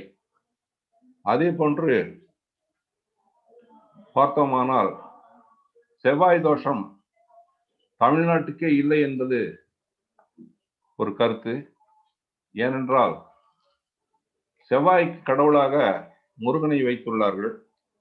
முருகன் தமிழ்நாட்டிலே பல இடங்களிலே குன்றிருக்கும் இடமெல்லாம் குமரன் குடியிருக்கும் இடம் என்பதாகிவிட்டதால் செவ்வாய் தோஷம் என்பது தமிழ்நாட்டிற்கு கிடையாது. வடநாட்டில் செவ்வாயை மங்களம் என்று சிறப்பாக கொண்டாடுகிறார்கள். நாம் செவ்வாய்க்கிழமைகளை ஒதுக்கி வைத்திருக்கிறோம். அவர் செவ்வாய்க்கிழமைகளிலே நல்ல செயல்களை எல்லாம் வடநாட்டவர்கள் செய்கிறார்கள். அதனால் செவ்வாய் தோஷம் என்பது தற்காலத்தில் ஒரு 70 ஆண்டுகளுக்குள் ஏற்பட்டது. இதனை விரிவுபடுத்தி இன்று சமூகத்தில் இந்த செவ்வாய் தோஷத்தினால் நிறைய ஆண்கள், நிறைய பெண்கள் திருமணமாகாமல் முதிர் கண்ணீராகவும் முதிர் காளையராகவும் சுற்றி வருகிறார்கள் என்பது கண்கூடாக நாம் பார்க்க முடிகிறது. செவ்வாய் தோஷத்திற்கு பரிகாரம் அங்கு சென்று செய்தால் சரியா போய்விடும், இன்று சென்று செய்தால் சரியா போயிடும் என்று கூறுகிறார்கள். பூமியிலிருந்து செவ்வாய் உள்ள தொலைவு எவ்வளவு, அதனை கணக்கில் கொள்ளுங்கள், சிந்தித்து பாருங்கள். அதனால் செவ்வாயால் தோஷம் ஏற்படுகிறது என்பது சரியான கருத்து அல்ல. ஏதோ ஒன்றிரண்டு ஜாதகங்களில் அங்கிங்கின்று ஏற்படுத்திக் கொண்டிருக்கலாம். இவைகளெல்லாம் ஏன் ஏற்படுத்தியிருக்கும் என்று பார்த்தால் நாம் மீண்டும் வராகமிகிரின் கருத்துக்கே செல்ல வேண்டியுள்ளது. நல்ல சத்துள்ள உணவுகளை உண்டு உடலை வருத்தாமல் இருப்பவர்களுக்கு தோஷம் ஏற்படுவதில்லை. பஞ்சேந்திரங்களையும் அடக்கி ஆள்பவர்களுக்கு தோஷங்கள் வருவதில்லை. ஆக செவ்வாய் தோஷம் உள்ளவர்கள் ஆண்களாக இருந்தால் தன்னுடைய சகோதரத்துடன் இனிமையாக நட்புறனாக இருக்க வேண்டும். சகோதரனை துணை கொள்ள வேண்டும். சகோதரனை துணை கொண்டால் செவ்வாய் தோஷம் சென்றுவிடும். பெண்ணாக இருந்தால் சுக்கிரன் என்ற அடிப்படையில் பெண் சுக்கிரனை அப்படின்று எடுத்துக்கொண்டால் பெண் சகோதரிகளை ஆதரிக்க வேண்டும். அவர்களுக்கு செய்ய வேண்டிய கடமைகளை செய்ய வேண்டும். இப்படியாக அந்த உறவு முறைகளுக்குள்ளேயே அவைகளை செய்து வரும்போது உங்களுக்கு தோஷங்கள் ஏற்படாது. நீங்கள் உறவு முறைகளுக்குள் சான்றாண்மையுடன் நடந்து கொள்ள வேண்டும். அந்த சான்றாண்மையுடன் நடந்து கொள்ளும் பொழுது உங்களுக்கு எந்த தோஷங்களும் வராது. அடுத்தது புதனால் ஏற்படும் தோஷம் என பார்த்தால் புதனுக்கு தாய் மாமனுக்கு புதன் காரகனாகிறார், அத்தைக்கு புதன் காரகமாகிறார். ஆக உறவுகளுக்குள் நீங்கள் அத்தை மாமாவை வழிபட்டாலும் அவர்களிடம் இணக்கமாக நடந்து கொண்டாலும் அவர்கள் பாதங்களில் விழுந்து ஆசீர்வாதம் வாங்கி கொண்டாலும் உங்களுக்கு புதனால் ஏற்படும் தோஷங்கள் சென்றுவிடும். அடுத்ததாக குருவால் ஏற்படும் தோஷங்கள். குருவால் ஏற்படும் தோஷங்கள் என்று பார்த்தால் குருவுக்கு காரகமாக சொல்லப்படுவை வீட்டு பெரியவர்கள், ஆசிரியர்கள், தன்னை விட வயதில் மூத்தவர்கள், இவர்களெல்லாம் குருவுக்கு காரணமாக வருகிறார்கள். நீதிபதிகள். ஆக இந்த குரு தோஷத்திற்கு பரிகாரம் என்றால் வீட்டு பெரியவர்களை வணங்கலாம், தாத்தா பாட்டியை வணங்கலாம். அந்த வகையில் அவர்களுடைய ஆசீர்வாதம் பெற்றாலே குரு தோஷம் நீங்கிவிடும். அடுத்தது சுக்கிரனால் ஏற்படும் தோஷத்திற்கு முன்பே கூறியது போல் பெண் சகோதரிகளுக்கு நன்மையான முறையில் அவர்களுக்கு இணக்கமாக சான்றாண்மையாக எல்லாம் அவர்களுக்கு செய்து வந்தால் சுக்கிரனால் ஏற்படும் தோஷங்கள் சென்றுவிடும். அடுத்து சனிக்கு காரகம் என்று பார்த்தால் சனி என்றால் தொழில்களுக்கெல்லாம் காரகன் சனி. ஒரு சின்ன செயலை செய்பவனும் சனி. ஆக நீங்கள் செய்யும் தொழிலில் நேர்த்தியாக பொறுப்புடன் தர்மத்தின் அடிப்படையில் செய்யும் பொழுது உங்களுக்கு சனியால் ஏற்படும் தோஷங்கள் போய்விடும். சனிக்கு மந்தன் என்ற பெயர் உள்ளதால் உடல் ஊனமுற்றவர்கள், வயதானவர்கள், அவர்களுக்கு உதவிகள் செய்தால் உங்களுக்கு சனியால் ஏற்படும் தோஷங்கள் சென்றுவிடும். அடுத்ததாக ராகு கேதுக்களுக்கான தோஷங்கள். ராகு கேதுக்களுக்கான தோஷங்கள் என்று பார்த்தால் ராகுவிற்கு தாத்தாவையும் கேதுவுக்கு பாட்டியையும் காரகனாக கூறுகிறார்கள் ஜோதிடத்தில். அதன் அடிப்படையில் தாத்தா பாட்டி இருப்பவர்கள் தாத்தா பாட்டியை வணங்கலாம். தாத்தா பாட்டியை வணங்கி அவருடைய ஆசீர்வாதத்தை பெற்றால் ராகு கேது தோஷங்கள் சென்றுவிடும். பெரியவர்கள் இல்லாதவர்கள் முன்னோர்களை வணங்குங்கள். முன்னோர்களை வழிபட்டால் ராகு கேதுக்களுக்கு உண்டான தோஷங்கள் சென்றுவிடும். எல்லா கோயில்களிலும், எல்லா நிலைகளிலும், எல்லா புண்ணிய ஸ்தலங்களிலும் நீங்கள் சென்று தரிசிக்கும் பொழுது அங்குள்ள கருவறையில் உள்ள இறைவனை பார்க்கிறீர்கள். அதே போன்று அங்குள்ள விளக்கை பார்க்கிறீர்கள். எளிமையான பரிகாரமாக உங்களுக்கு ஒன்று சொல்கின்றேன். கஷ்டமான நிலையில் உங்களுக்கு இருந்தால் நீங்கள் உங்கள் வீட்டு பூஜை அறையில் ஒரு விளக்கை ஏற்றி வைத்து அந்த விளக்கிடம் உங்கள் கடினங்களை தெரிவியுங்கள். இவ்வாறு நீங்கள் செய்து வரும்போது உங்களுக்கே தெரியும் உங்கள் கஷ்டங்களிலிருந்து எவ்வாறு நீங்கள் விலகி விடுவீர்கள் என்று. அதாவது இந்த வழிபாட்டை நீங்கள் செய்து வந்தால் உங்களுக்கு பிரசன்ஸ் ஆஃப் மைண்ட், புத்தி கூர்மை ஏற்படும். எப்படி வெற்றி கொள்வது, எப்படி செய்வது என்று தெரியும்.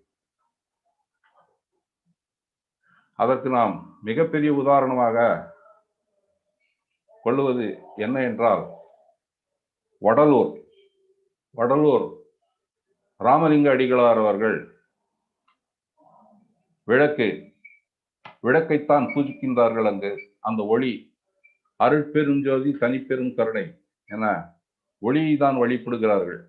அந்த ஒளியில், அந்த விளக்கின் அசைவில் உங்களுடைய மனம் ஈர்க்கப்படும் பொழுது உங்களுக்கு என்ன கஷ்டங்கள் உள்ளது, அதை எப்படி நீங்கள் நிவர்த்தி செய்து கொள்வது என்பது உங்களுக்கே தெரியும். நீங்கள் ஆங்காங்கே சென்று ஜோதிடங்கள் பார்க்கும் பொழுது பலவிதமான கருத்துக்களுடன் 18 சித்தாந்தங்களை படித்த ஜோதிடர்கள், 18 ரிஷிகள் ஜோதிடத்திற்கு பொருள் எழுதியுள்ளார்கள்.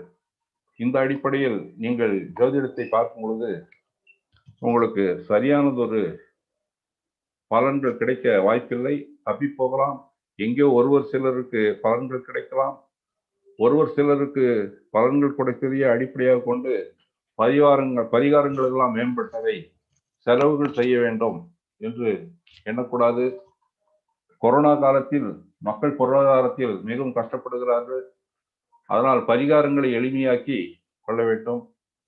இப்பொழுது முக்கியமான வாழ்க்கை முறையில் பார்த்தால் ஒரு லக்னம் எப்படி செயல்பட வேண்டும், அப்பொழுது ஒரு லக்னம் நல்ல குணங்களுடன் செயல்பட வேண்டும். இதற்கு வள்ளுவர் என்ன சொல்கிறார்? தோன்றின் புகழோடு தோன்றுக, அஃதிலார் தோன்றலின் தோன்றாமை நன்று என்று கூறுகிறார். அப்பொழுது குழந்தைகளை வளர்க்கும் பொழுது 14-15 வரைக்கும் அவர்களை ஒழுக்க கட்டுப்பாட்டுடன் வளர்க்க வேண்டும். அவர்களுக்கு சரியான கல்வியை கொடுக்க வேண்டும். இந்த அடிப்படையை செய்தாலே அவர்கள் அந்த டீனேஜ் தாண்டும் பொழுது சரியான கல்வி முறைக்கு சென்று விடுவார்கள். அவர்களுக்கு நல்ல பழக்க வழக்கங்களை கற்றுக் கொடுக்க வேண்டும்.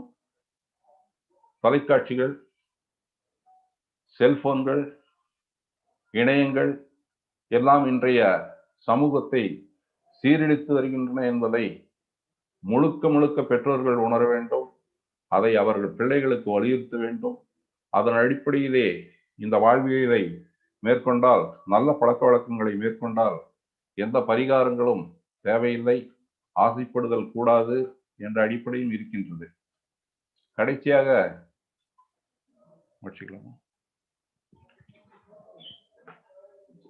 கடைசியாக ஒரு கருத்தை சொல்ல விரும்புகிறேன்.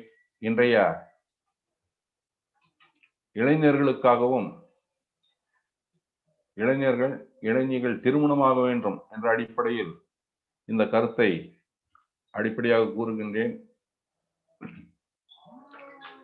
சமூகத்தில் பல பெற்றோர்கள் பெண் குழந்தைகளை திருமணம் செய்து கொடுக்கவும் ஆண் குழந்தைகளுக்கு பெண் தேடியும் அலைகிறார்கள்.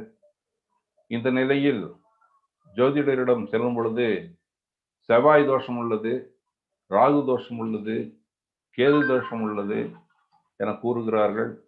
அப்பொழுது செவ்வாய் தோஷம், ராகு தோஷம், கேது தோஷம் உள்ள ஜாதகங்களுக்கு இன்னும் இந்த உலகத்தில் மாப்பிள்ளையும் பிறக்கவில்லையா, பெண்ணும் பிறக்கவில்லையா என்ற சிந்தனை மேலோங்குகிறது. நிறைய விஷயங்கள் இது போன்று இருக்கின்றன. அவைகளையெல்லாம் சற்று குணங்கள் குறைத்து சொல்ல வேண்டும். தோஷங்கள் இல்லாத காலமே இல்லை. அனைத்து காலங்களும் தோஷமாக உள்ளது. மனிதன் எப்பொழுது கண் விழிக்கின்றானோ அப்பொழுதே தோஷமாகி விடுகின்றது. பெண்கள் ஜாதகத்தில், ஆண்கள் ஜாதகத்தில் திருமண பொருத்தம் பார்க்கும் பொழுது மாங்கல்ய தோஷம் என்பது, மாங்கல்ய பொருத்தம் என்பது முக்கியமாக கொள்ளப்படுகிறது. இந்த மாங்கல்ய பொருத்தம் எப்படி பிரிக்கப்பட்டுள்ளது, அந்த ரஜ்ஜி எப்படி பிரிக்கப்பட்டுள்ளது என்பதை அடிப்படையாக உங்களுக்கு கூற விரும்புகின்றேன். வலையரங்கில் பின்பற்று வருபவர்கள் யாராவது இருந்தால் ஒரு மனித படத்தை வரைந்து கொள்ளுங்கள். முதலில் தலை, அடுத்து கால், அடுத்து கழுத்து, அடுத்து தோள்கள், அடுத்து வயிறு, அடுத்து தொடை, அடுத்து பாதம். இப்படி வரைந்து கொள்ளுங்கள். வலதுபுறத்தில், அந்த படத்திற்கு வலதுபுறத்தில் பாதம் என்ற இடத்தில் அஸ்வினி, மகம், மூலம் என குறித்துக் கொள்ளுங்கள். தொடை என்ற இடத்தில் பரணி, பூரம், பூராடம் என்று குறித்துக் கொள்ளுங்கள். வயிறு என்ற இடத்தில் கார்த்திகை, உத்திரம், உத்திராடம் என குறித்துக் கொள்ளுங்கள். கழுத்து என்ற இடத்தில் ரோகிணி, அஸ்தம், திருவோணம் என குறித்துக் கொள்ளுங்கள். தலை என்ற இடத்தில் மிருகசீரிடம், சித்திரை, அவிட்டம் என்று குறித்துக் கொள்ளுங்கள். இப்பொழுது வலது பக்கம் முடிந்து விட்டது. அடுத்ததாக இடது பக்கம் கழுத்து. கழுத்து என்ற இடத்தில் இடது பக்கம் திருவாதிரை, சுவாதி, சதயம் என்று குறித்துக் கொள்ளுங்கள். அடுத்ததாக வயிறு என்ற இடத்தில் புனர்பூசம், விசாகம், புரட்டாதி என்று குறித்துக் கொள்ளுங்கள். அடுத்ததாக தொடை என்ற இடத்தில் ஆயில்யம், கேட்டை, ரேவதி என குறித்துக் கொள்ளுங்கள். மன்னிக்கவும், அடுத்தது தொடை என்ற இடத்தில் பூசம், அனுஷம், உத்திரட்டாதி என குறித்துக் கொள்ளுங்கள். அடுத்ததாக கடைசியாக இடது பாதம். இடது பாதத்தில் ஆயில்யம், கேட்டை, ரேவதி என்று குறித்துக் கொள்ளுங்கள். இதனை ரஜ்ஜு என்பார்கள். ஆண் பெண் இருவருக்கும் ரஜ்ஜு மாறியிருக்க வேண்டும். ரஜ்ஜு மாறி இருந்தால் மாங்கல்ய தோஷம் இல்லை என்பது திருமண பொருத்தத்தில் கொடுக்கப்பட்டுள்ளது. ஆக இந்த ரஜ்ஜு பொருத்தம் திருமணத்தில் முக்கியமாக கருதப்படுவதால் இதன் அடிப்படையில் பல இடங்களில் ஜோதிடர்கள் அந்த ரஜ்ஜுவை பார்க்க தெரியாமல் தவறுதலாக ஒரே ரஜ்ஜு என்று சொல்லிவிடுகிறார்கள். இப்பொழுது அஸ்வினி, மகம், மூலம் என எடுத்துக்கொண்டால் அஸ்வினி, மகம், மூலம் பாதரஜ்ஜு, ஆயில்யம், கேட்டை, ரேவதியும் பாதரஜ்ஜு. இது ஆரோகண ரஜ்ஜு, அது அவரோகண ரஜ்ஜு. வலது பாதம், இடது பாதம் என்ற அடிப்படையில் இந்த குரூப் நட்சத்திரங்கள் ஒன்றாக இருந்தாலும் இவைகளுக்கு ரஜ்ஜு பொருத்தம் உண்டு. அதே போன்று பரணி, பூரம், பூராடம், பூசம், அனுஷம், உத்திரட்டாதி இந்த குரூப்பில் இருந்தால் அவைகளை சேர்க்கலாம். அதே போன்று கார்த்திகை, உத்திரம், உத்திராடம், புனர்பூசம், விசாகம், பூரட்டாதி இந்த குரூப் நட்சத்திரங்களையும் சேர்க்கலாம். அதே போன்று ரோகிணி, அஸ்தம், திருவோணம், திருவாதிரை, சுவாதி, சதயம் இந்த நட்சத்திரங்களையும் சேர்க்கலாம். மிருகசீரிடம், சித்திரை, அவிட்டம் என்பதில் மாத்திரம் சேர்க்கக்கூடாது என்பதாகிறது. இதனை வடமொழி நூல் ஜோதிட அலங்காரம், வடமொழி நூலை பின்பற்றி எழுதப்பட்டுள்ள ஜோதிட அலங்காரத்தில் அழகாக குறிக்கப்பட்டுள்ளது. ஏகாதிபத்தியே சமசப்தமியவச ரஜ்ஜு வேதே கணதோஷை நிவிசித்தே என்றும் ஆரோகண ரஜ்ஜு ஏதஸ்வை அவரோகண ரஜ்ஜுஸ்வை மங்களம் மாதனோதி என்றும் குறிப்பிடப்பட்டுள்ளது. இவர்களின் அடிப்படையில் ரஜ்ஜு பொருத்தங்கள் பார்க்கும் பொழுது விரைவில் திருமணங்கள் ஏற்பட வாய்ப்புகள் உள்ளன. இந்த ரஜ்ஜு ஒரே குரூப்பா இருக்கக்கூடாது. அஸ்வினி, மகம், மூலம் என்றால் அஸ்வினி, மகம், மூலத்திலே இருக்கக்கூடாது. அதுபோன்று கேது நட்சத்திரத்திலே இருக்கக்கூடாது, சுக்கிரன் நட்சத்திரத்தில் இருக்கக்கூடாது. ஒரே நட்சத்திர சாரத்தில், ஒரே கோளின் சாரத்தில் இருக்கக்கூடாது. அதுதான் முக்கியமாக கொள்ளப்பட்டுள்ளது. இதனை மாறுதலாக கொண்டு பலன்கள் பார்த்து கூறுகிறார்கள். அதே போன்று ஆயில்யம், கேட்டை, ரேவதி இந்த நட்சத்திரங்களை கண்டாந்த நட்சத்திரங்கள். இதனால் தோஷங்கள் ஏற்படும். மாமியாருக்காகாது, மாமனாருக்காகாது, இது போன்று இவைகள் கூறப்பட்டுள்ளன. இவைகளை ஏன் கண்டாந்தர நட்சத்திரங்கள் என்று கூறுகின்றோம்? ஆயில்யம், கேட்டை, ரேவதி புதனுடைய சாரம் பெற்ற நட்சத்திரம். இதனை எப்படி கண்டாந்த நட்சத்திரம் என்று கொள்கின்றார்கள் என்றால், ஒவ்வொரு 120 டிகிரியிலும் அந்த நட்சத்திரம் முடிந்துவிடும். ஆயில்ய நட்சத்திரம் கடகத்தின் கடைசி நட்சத்திரமாகவும், கேட்டை நட்சத்திரம் விருச்சிகத்தின் கடைசி நட்சத்திரமாகவும், ரேவதி நட்சத்திரம் மீனத்தின் கடைசி நட்சத்திரமாக முடிந்து விடுகிறது. இந்த அடிப்படையில் அவைகளை கண்டாந்த நட்சத்திரங்கள் என்று சொல்கின்றார்கள். அதே போன்று ஜேஷ்டா ஆண் பெண் இருவருக்கும் கேட்டை நட்சத்திரம் இருக்கக்கூடாது என்ற அடிப்படையில் கொள்கின்றார்கள்.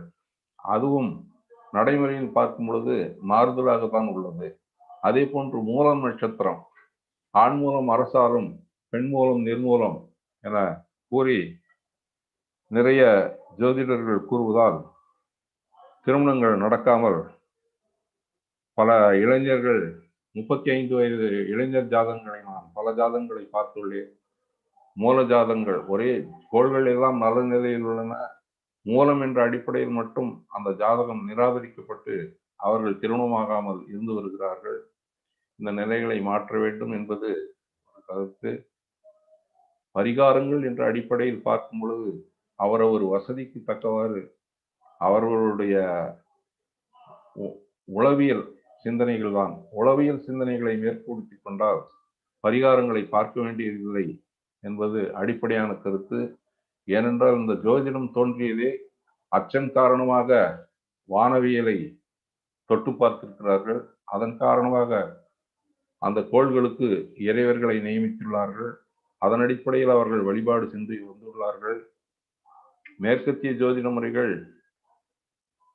இங்கு ஐரோப்பிய ஆரிய குடியேற்றத்தின் காரணமாக இந்தியாவில் வேதாந்த ஜோதிடமாக வளர்ந்து இப்பொழுது விரிவுபட்ட ஜோதிடமாக ஜாதக பலன் கூறுதல், அதற்கு உண்டான ராசி சக்கரம், தசவர்க்க சக்கரங்கள் அமைத்து, சஷ்டியாப்த சக்கரங்கள் அமைத்து பலன்கள் பார்க்கப்படுகின்றன. அதே போன்று கேபி ஜோதிட முறை என்ற அடிப்படையில் சார ஜோதிடம், கோள்கள் நின்ற நட்சத்திர சாராதிபதி அடிப்படையில் ஜோதிடம் முறைக்கப்படுகின்றது. அதே போன்று பெங்களூர் ஆர்ஜி ராவ் அவர்களின் நாடி சிஸ்டம் ஆஃப் ஆஸ்ட்ராலஜி என்ற அடிப்படையில் பெருகு நந்தி நாடி நூலின் அடிப்படையில் குருவின் வட்டத்தை கொண்டு பலன்கள் கூறப்படுகின்றன. அங்கலட்சண ஜோதிடங்கள் கூறப்படுகின்றன. பிரசந்த ஜோதிடம் சந்திரன் இருந்த நிலையை கொண்டு கூறப்படுகிறது. அவர்கள் வந்த நேரத்தை அடிப்படையாக கொண்டு கூறப்படுவது. ஜாமக்கோள் ஆரூடம் என்ற அடிப்படையில் கூறப்படுகிறது. கால் ரேகை, கைவிரல் ரேகை, நாடி ஜோதிடம் என்றெல்லாம் கூறப்படுகிறது. பல்கலைக்கழக பாடங்களில் பார்க்கும் பொழுது நாடி ஜோதிடம் என்பது சப்தரிஷி நாடி, சுகர் நாடி போன்ற நாடி ஜோதிட நூல்களின் அடிப்படைகள் தமிழ்நாட்டின் பரவலான பல இடங்களில் காணப்படுகின்றன. அந்த செய்தியில் கூறப்படுவது என்னவென்றால், தஞ்சை சரஸ்வதி மகால் லைப்ரரியில் சுவடிகளை சேகரிக்கும் பொழுது சரபோஜி மன்னர் அவர்களால் இது போன்ற சுவடிகள் ஏதும் சேகரிக்கப்படவில்லை என்பதாகிறது. ஆக நாடி ஜோதிடத்திலும் உண்மைத்தன்மை கண்டறிய வேண்டியுள்ளது. பல நிலைகளில் பார்த்தாலும் மக்கள் விழிப்புணர்வுடன் இருந்து சான்றாண்மையுடன் வாழ்ந்து நீதி நெறி ஒழுக்கத்துடன் கடைபிடிக்கும் பொழுது ஜோதிடங்களில் கூறப்பட்டுள்ள பகிராரங்களை செய்ய வேண்டியதில்லை என்ற நிலை ஏற்படுகின்றது என்பதை அன்புடன் தெரிவித்துக் கொண்டு, எனக்கு வாய்ப்பளித்த மதர்ஸ் பள்ளிக்கும் முனைவர் திரு திருமலைவாசன் அவர்களுக்கும் எனது பணிவான வணக்கங்களை தெரிவித்துக் கொள்கிறேன். நன்றி, வணக்கம். வணக்கம், நன்றி ஐயா. நன்றி. ஒரு வளையரங்கு. ஏன் அருமையான வளையரங்குன்னா, அடிப்படை ஜோதிடம்னா இப்ப ஜோதிடம் வந்து பார்க்கும்போது நான் ஜோதிடம் பார்க்க மாட்டேன், கேட்க மாட்டேன்னுவாங்க. ஆனா நீங்க எப்படி இருப்பீங்க அப்படின்னு தெரிஞ்சுக்கலாம். நம்ம தெரியாம கூட போய் பார்ப்பாங்க, வீட்டுக்கு தெரியாம. இதெல்லாமே ஒரு எல்லாருக்குமே ஒரு ஆசை இருக்கு. நம்ம எதிர்காலத்துல நம்ம வாழ்க்கை நிலைநிறுத்திக் கொள்ள வேண்டும், நம்முடைய சந்ததிகளை வந்து அழகா நம்ம வழிகாட்ட வேண்டும். உழைப்பு மத்ததெல்லாம் கூட ஒரு பக்கம் இருந்தா கூட, நான் ஏற்ற உழைப்புக்கும் நான் என்ன வேலை செய்யணும், அதுக்கும் அடுத்த நெக்ஸ்ட் நான் எப்படி பயன்றதுக்கான ஒரு ஆர்வம், நாளைக்கு என்னுடைய நிலை என்ற ஆர்வம் எல்லாருக்குமே இருக்கு. இப்போ ஒரு புரிதல் இல்லாம வேலை எல்லாம் கூட செய்யாம முழுசா இந்த பக்கம் போற ஒரு சூழல் இருக்கு. அது அழகான இந்த வளையரங்களை இவ்வளவு நாள் பேசினா இதான் முதல் முறையா ஜோதிடத்தை பத்தி பேசுறது இது மாதிரி. ஏன்னா இது வந்து 2 கட்டம் இல்லாம மாதிரி. இப்போ ஏன்னா சில பேர் ஜோதிடம் முழுசா தெரிஞ்சவங்க வந்து எல்லாத்தையும் பேசுவாங்க. இப்போ இது வந்து ஆன்மீகம் இருக்கு, இதுல அறிவியலும் இருக்கு. யார் சொன்னா ஆக்சுவலா அறிவியல் தெரிஞ்சவங்க என்னது அப்படின்னா, இந்த ஜோதிடம் வந்து விஞ்ஞானமே கிடையாது, அறிவியலே கிடையாது, இதுக்கான ப்ரூஃப் எதுவும் கிடையாது, ஆய்வு நோக்குல போகும் அப்படின்னு சொல்லுவாங்க. நான் நிறைய கேள்வி வச்சேன், இது அறியாமையா, ஆன்மீகமா, அறிவியலா, தொழிலா அப்படின்னு கேள்வி வச்சு ஆரம்பிச்சேன். ஆனா அது கேள்விக்கு நீங்க நேரடியா பதில் சொல்லாம ஒவ்வொரு பாவத்தையும் சொல்லி, ஒவ்வொரு பாவத்துக்குமே திருக்குறள் சொல்லி, நூல்களுடைய குறிப்பு சொல்லி, இது வாழ்வியல் தான், இது எல்லாருக்கும் ஒரு அச்சம் இருக்கு, எல்லாருமே வேற விதமா இதை பார்த்துட்டு இருக்காங்க, இது விழிப்புணர்வு வேணும், எங்கெங்க வேணும், பரிகாரம்னா ஊர் ஃபுல்லா சுத்த தேவையில்லை, தொலைச்சாரத்துல தான் தேடணும், எது எதுக்கும் அப்பா அம்மா எப்படி பரிகாரம் ஆவாங்க, மாமா மாச்சி எப்படி பரிகாரம் ஆவாங்க, தாத்தா பாட்டி எப்படி பரிகாரம் ஆவாங்க, உண்மையான பரிகாரம்னா என்னன்றது எல்லாமே சொல்லி, இதோட வரலாறு சொல்லி, அந்த கோள்களை சொல்லி, நட்சத்திரங்களை சொல்லி, அதோட படிப்புகள் சொல்லி, இது அறிவியலே இல்லாட்டினா எப்படி படிப்பா வரும், சாதா படிப்பு மட்டும் கிடையாது, முனைவர் பட்ட படிப்பு வரைக்கும் இருக்குதே. அதுவுமே ஒரு சில விஷயங்கள் எல்லாமே இந்த திருமண தடைகள் மாதிரியான நிறைய விஷயங்கள்ல வந்து அது உருவாக்கப்பட்டது. தமிழ்நாட்டுக்கே இந்த செவ்வாய் தோஷம் கிடையாதுன்னும் போது தமிழ்நாட்டுல இருக்கிறவங்களுக்கு எப்படி கிடைக்கும்? அதுவுமே ஜாதகம் ஜோசியம் வரும்போது நீங்க மேலோட்டமாவோ அப்படின்னு சொல்லாம இங்க இருக்கிற மாணவர்கள், ஆசிரியர்கள் எல்லாத்துக்கும் புரியுற மாதிரி அது உண்மைத்தன்மை என்னன்றத சொல்லி, அதோட விழிப்புணர்வா நம்ம எப்படி இருக்குன்றத சொல்லி, அதுல கூட மூட நம்பிக்கைகள்ல சொல்லி, பரிகாரத்தின் பேர்ல ஏமாற்றுதல்களையும் சொல்லி ஒரு அழகான விளையாடுங்க. அதுவுமே மேற்கத்திய ஜோசியம்னா என்ன, ஜாதகம்னா என்ன, அது ஆசிய ஜாதகம்னா என்ன, ஜாதகத்துல இவ்வளவு வகைகள், இந்திய ஜாதகம்னா என்ன, அதுல கூறுகள் சொல்லி, அதோட வரலாற்று அழகா சொல்லி ஒரு அருமையான வரலாறு கொடுத்துருக்கீங்க. கண்டிப்பா நிறைய பேருக்கு நிறைய கேள்வி இருக்கும். ரொம்ப நன்றி சார் உங்க நேரத்திற்கு. ஏன்னா இது வந்து நீங்க முழு அப்பா வழியிலும் சரி இதை கத்துக்கிட்டு, அதுவும் இதுல நிறைய படிப்பு டிப்ளமோல ஆரம்பிச்சு இது முதுநிலை அப்ளைடு ஆஸ்ட்ராலஜியும் படிச்சிருக்கீங்க. எம்எஸ்சி ஆஸ்ட்ராலஜி மட்டும் இல்லாம அப்ளைடு ஆய்வு நோக்கில் நீங்க பாத்துக்கிட்டு, ஆய்வு நோக்கில இருந்து இதை வாழ்வியல் அண்ணு போலான்னு சொல்லிட்டு தலைப்பாட்டியிலையும் சரி சுத்தி நிறைய பேருக்கு நீங்க என்ன பண்ணிருக்கீங்கன்னா வாழ்க்கையை ஏற்படுத்தி கொடுத்துட்டு இருக்கீங்க. அதுக்காக உங்களுக்கு வாழ்த்துக்கள். மேத்தமெட்டிக் பள்ளியின் சார் மூலயமா உங்களை இந்த வலையரங்குல கேட்டது வந்து ரொம்ப ரொம்ப ரொம்ப சந்தோஷம். உங்களை அறிமுகப்படுத்திய நமது ஊத்தங்கர் எக்ஸ்பிரஸ் கோவிந்தராஜ் அவர்களுக்கு மிகப்பெரிய வணக்கங்களை நான் தெரிவிச்சுக்கிறேன். ரொம்ப அருமையான வலையரங்கு. கண்டிப்பா எல்லாருக்கும் ஒரு புரிதல் ஏற்பட்டிருக்கும். இனிமேல் அவசியம் பார்க்கறதோ அவங்க அந்த நிலையில இருந்து பார்ப்பாங்க, இதை எவ்வளவு தூரம் எடுத்துக்கணும், அதை வழிகாட்டி எப்படி யூஸ் பண்ணலாம், அச்சம் போக்குறது எப்படி யூஸ் பண்ணலாம், அந்த கவன ஈர்ப்புல அந்த விழிப்புணர்வு எப்படி பெறலாம் என்ற நோக்கில் எல்லாரும் பார்ப்பாங்கன்ற பெரிய நம்பிக்கை இருக்கு. நன்றி சார் உங்களுடைய நேரத்திற்காக. இப்ப நம்ம கலந்துரையாடலுக்கு போயிடலாம் சார்.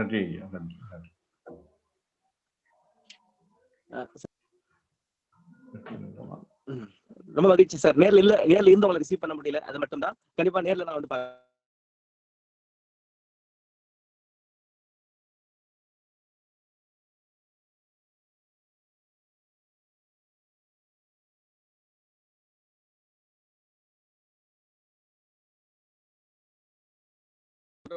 வரலாம், ஐயா கிட்ட தாராளமா பேசலாம்.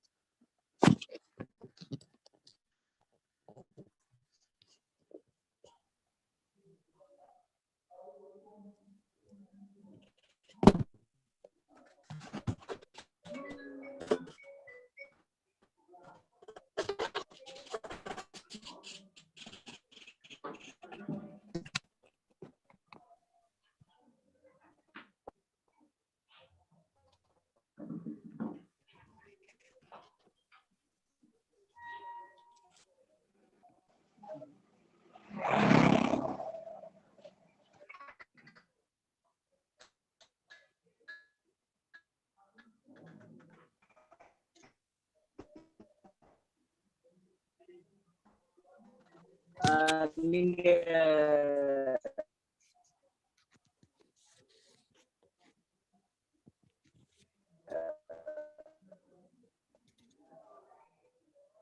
ஐயாவோட வணக்கம். முதல்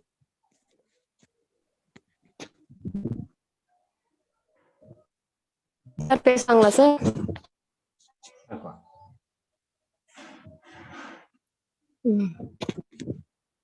mothers known to all. Srinivasan sir, மதிய வணக்கம் சார். சார் உங்களுடைய ஸ்பீச் ரொம்ப சூப்பரா இருந்தது. உங்ககிட்ட உட்காந்து ஒரு ஜோசியம் பார்த்த மாதிரி ஒரு ஃபீல் கிடைக்குதுங்க சார். இப்ப இந்த செக்ஷன்ல இருந்து என்ன நாங்க நல்லா தெரிஞ்சுக்கிட்டோம் அப்படின்னா, இந்த ராகு இருந்தா கேது இருந்தா ஒரு கோவிலுக்கு போகணும், அதுக்கு இந்த மாதிரிலாம் பரிகாரம் பண்ணணும், அப்பதான் கல்யாணம் நடக்கும், ஏதோ அதெல்லாம் நிவர்த்தி ஆகும்னு சொன்னாங்க. ஆனா நீங்க சொன்னீங்க அந்த அத்தைமாருங்களுக்கு நல்லா பாத்துக்கணும், தாத்தா ராகு இருந்தா தாத்தாவை பாத்துக்கணும், கேது இருந்தா பாட்டிக்கு மரியாதை பண்ணணும், இதெல்லாம் செஞ்சாவே நல்லாயிடும்னு சொன்னீங்க. அது ரொம்ப யூஸ்ஃபுல்லா இருந்ததுங்க சார். இது வரைக்கும் அதை பத்தி தெரிஞ்சுக்கல. எதுனா ஒரு பரிகாரம் பண்ணா உடனே கோவிலுக்கு போகணும், எல்லாம் யாருக்காவது தானம் பண்ணணும், அந்த மாதிரி தான் கேள்விப்பட்டிருக்கேன். இப்போ உங்களுடைய ஸ்பீச்ல இருந்து பெரியவங்களை மதிச்சு அவங்களுக்கு தேவையானதை செஞ்சாவே பரிகாரம்லாம் எதுவும் வராது. அப்படி இருந்து பரிகாரம் பண்ண மாதிரி எந்த தோஷமும் வராது. அப்படி இருந்தாலும் அதுக்கு இதுதான் பரிகாரம் அப்படின்றத தெரிஞ்சுக்கிட்டேன் சார். ரொம்ப சூப்பரா இருந்தது சார். ரொம்ப யூஸ்ஃபுல்லாவும் இருந்தது. Thank you sir. நன்றி. Thank you thank you thank you sir. அடுத்து ஐயாவோட பேச போறவங்க யாருங்க? ஐயா, எனக்கு ஒரு டவுட் இருக்கு ஐயா. அப்போ நம்ம இந்த ஜாதகத்திலேயே அந்த வேத ஜாதகத்துல இருந்து பிரசன்ன ஜாதகம் வரைக்கும் நிறைய சொல்றாங்க இல்லையா? அதுக்கு எல்லாமே பொதுவான ஒற்றுமைகள் எதனா இருக்குங்களா? அடிப்படையில எல்லாம் வேறங்க இல்ல? அடிப்படையில் எல்லாம் ஒண்ணு. அடிப்படையில் வேதாங்க ஜோதிடத்திலிருந்து எடுக்கப்பட்டதுதான் பிரசன்னம். பிரசன்னம் என்பது என்னவென்றால் அப்பொழுதுள்ள கோள் நிலை, அப்பொழுது சந்திரன் இருக்கும் நிலை, அப்பொழுது உள்ள கோச்சாரம், இதன் அடிப்படையிலும் கேள்வி கேட்பவர் என்ன கேள்வி கேட்கின்றாரோ அதற்கு தக்கவாறு அந்த பாவத்தின் அடிப்படையிலும் அந்த கோள் இருக்கும் நிலை அடிப்படையிலும் பிரசன்னம் சொல்லப்படுது. ஓகே, நன்றி நன்றி ஐயா. அடுத்த உரையாளர் கருத்து சொல்றவங்க, இந்த நிகழ்வு குறித்து சொல்றவங்க, ஐயா கிட்ட ஏதாவது கேள்வி கேட்கணும்னு சொல்றவங்க பேசலாம்.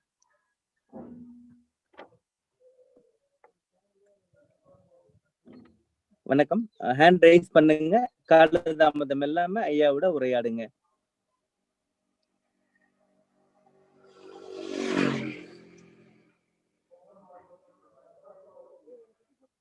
வணக்கம்மா சதீஷ். உங்களுக்கு அடுத்தவங்க ரெடியா இருங்க. சார், இப்ப புத்தி கூர்மையை அதிகரிக்கிறதுக்காக சார் ஒரு பரிகாரம் சொல்லியிருந்தாங்க சார். அது மறுபடியும் ஒரு தடவை ரிப்பீட் பண்ண முடியுமா சார்? புத்தி கூர்மைக்காக ஒரு பரிகாரம். நீங்க ராமலிங்க அடிகளார் விளக்கு வழிபாடு. அவர் திருவருட்பா ஏற்றியிருக்கிறார். சிறப்பான முறையில் வடலூரில் இன்றும் அருட்பெரும் ஜோதி தனிப்பெரும் கருணை என விளக்கு வழிபாடு நடத்தப்பட்டு வருகின்றது. நாமும் நம்முடைய வீட்டில் விளக்கை ஏற்றி அதனை வழிபட்டால் நமக்கு நல்ல பலன்கள் கிடைக்கும் என்பது முன்னோர்களுடைய காலங்களில் அனுபவபூர்வமாகவும் பலரால் பார்க்கப்பட்டு என்னிடத்தில் நான் கூறிய அந்த பரிகாரத்திற்கு ஏற்றம் பெற்றுள்ளோம் என்று கூறி பல நண்பர்கள் இருக்கிறார்கள். விளக்கு வெள்ளி விளக்கு, எண்ணெய் நல்ல எண்ணெய், கடையில் விற்கும் தீபம் எண்ணெய் அல்ல. அதே போன்று நெய், பசு நெய், கடையில் விற்கும் நெய் அல்ல. பஞ்சு திரியிலையும் விட எருக்கம் பூவிலிருந்து கிடைக்கும் பஞ்சு, அந்த திரி கடையில் கேட்டால் கிடைக்கும். தாமரை தண்டு திரி, எருக்கம் திரி என்று கேட்டால் கிடைக்கும். அவைகளை தினமும் ஒரு குறிப்பிட்ட நேரம், காலையில் 6 மணிக்கு நீங்கள் ஒரு நாள் விளக்கேற்றி உங்களுடைய கோரிக்கை சொன்னால் அதே 6 மணிக்கு தொடர்ந்து செய்ய வேண்டும். அந்த காலம் தவறக்கூடாது. இங்கு வள்ளுவரை நாம் துணை கொள்ள வேண்டும். காலம் கருதி இடத்தார் செய்யும், ஞானம் கருதியும் கைகூடும்.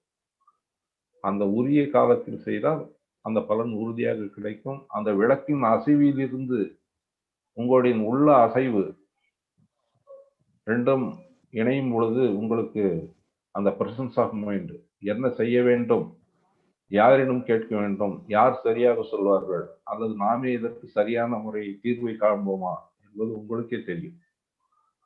நன்றி ஐயா. நன்றி சார். நன்றி சார். நன்றி ஐயா. அடுத்தது சத்யா ஜெயராமன் ஐயா அவர்கள். வணக்கம் சார், ரொம்ப நன்றி இன்றைக்கு இணைஞ்சதுக்கு. நீங்க ஐயா கிட்ட கேட்கலாம், பேசலாம். வணக்கம் திருமலைவாசன். வணக்கம் சார். நன்றி. வணக்கம் ஸ்ரீனிவாசன் ஐயா. வணக்கம் ஐயா. வணக்கம் ஐயா. உங்களோட இன்னைக்கு இந்த நிகழ்வு வந்து ரொம்ப அற்புதமா இருந்தது. எனக்கு வந்து இதுல உடன்பாடு ஜாஸ்தி இருக்கு. எனக்கு வந்து எப்பயுமே சயின்ஸும் அஸ்ட்ராலஜியும் ரெண்டுமே வேற இல்லை. எல்லாமே வந்து கணிப்பு வந்து அவ்வளவு சரியா இருக்கும். அதை புரிந்து கொண்டால் அந்த சயின்ஸையும் உங்களால புரிஞ்சுக்க முடியும் அப்படின்னு சொல்லிட்டு ரொம்ப ஈடுபாடோட இருக்கிறவன் நானு. எனக்கு கொஞ்சம் கொஞ்சம் அஸ்ட்ராலஜியும் கொஞ்சம் சயின்ஸும் வந்து ரிலேட் பண்ணி நிறைய அந்த ஒரு சில இதெல்லாம் வந்து கத்துக்கிட்டு இருக்கேன். நானே கத்துக்கிட்டு இருக்கேன் கொஞ்சம் ஆர்வத்துல.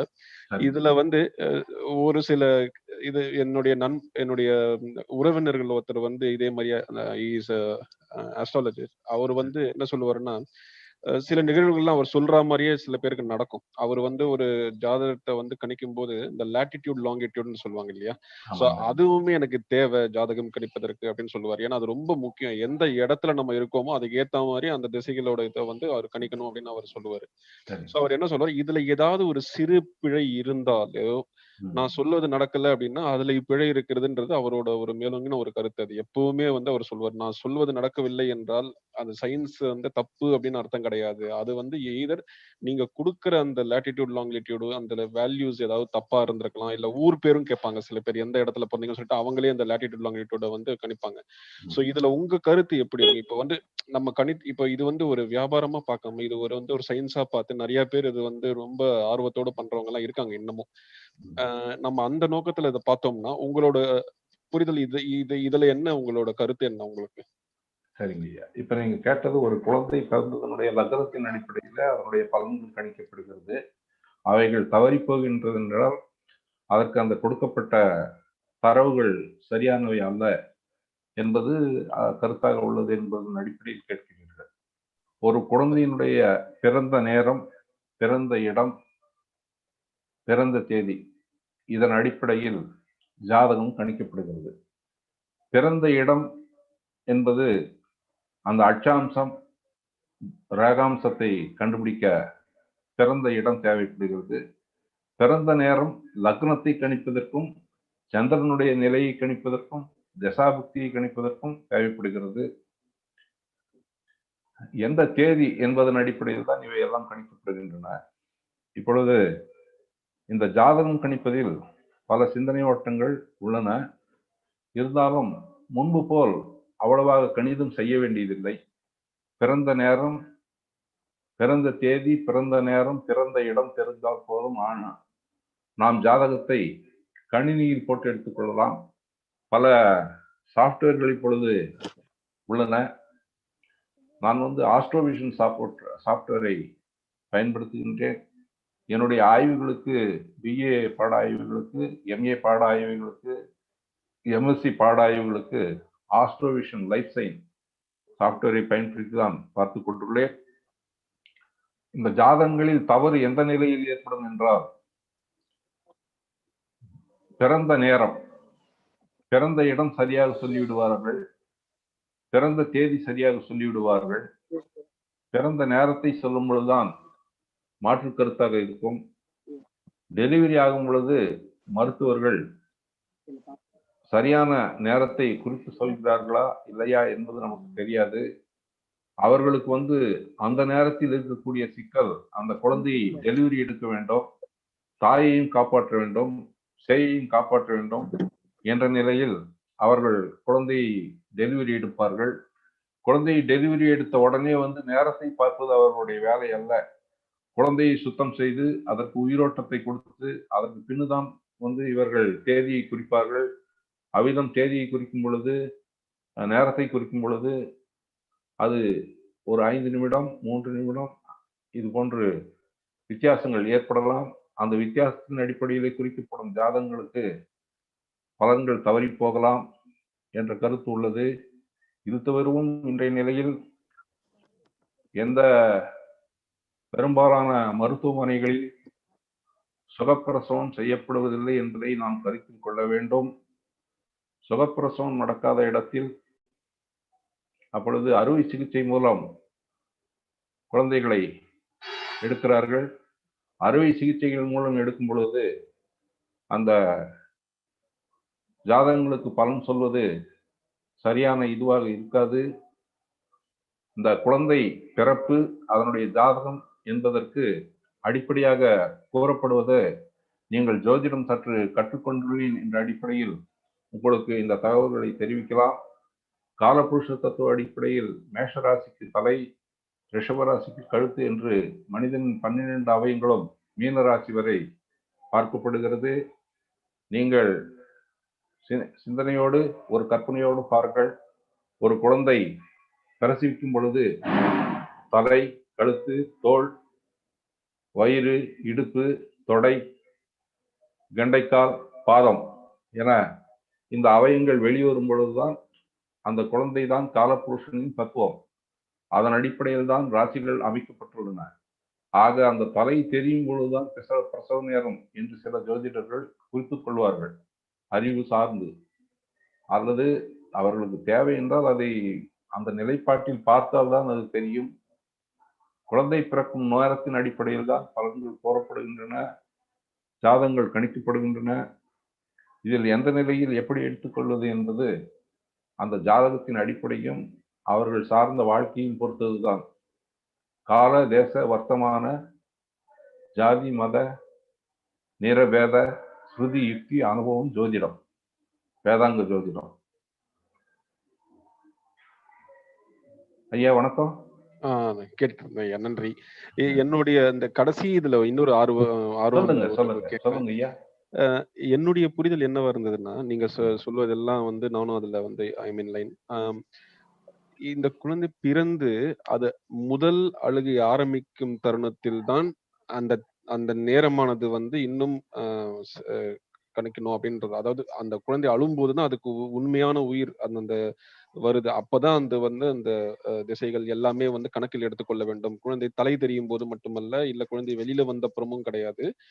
அது வந்து அந்த முதல் அழுகை வரும்போதுதான் அது வந்து காலத்தோட ஒன்றிணையுது. சோ அப்ப கணிக்கும் போதுதான் வந்து இன்னுமே வந்து சிறப்பாக இருக்கும் அப்படின்ற ஒரு கூற்று இருக்கு. அதுக்கு உங்களுடைய கருத்து என்ன?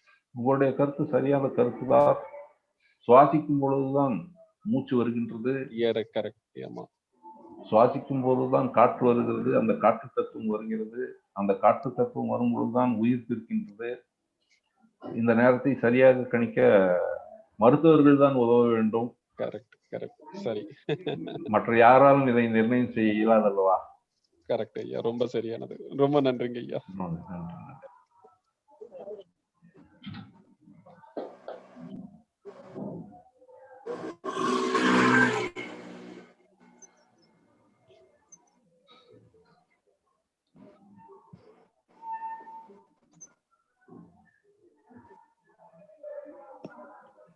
இன்னொன்னு சொல்லிக்க விரும்புறேன். இது ஒரு விஷயமா நான் வந்து ஷேர் பண்ணிக்கணும்னு ஆசைப்படுறேன். அதாவது என்னன்னா, ஒரு ஆங்கிலேயர் ஒருத்தர்கிட்ட வந்து போய் கேட்டாங்க, பல நூல்கள் இருக்கு பல இடத்துல, நீங்க எதுக்கு வந்து திருக்குறளை எடுத்து வந்து ஆங்கிலத்துல மொழிபெயர்ச்சி எல்லாருக்கும் வந்து ஒரு புத்தகமா வெளியிடுறீங்கன்னு கேட்கும்போது, அதுல இல்லாத ஒண்ணே கிடையாது அப்படின்னாராம் அவரு.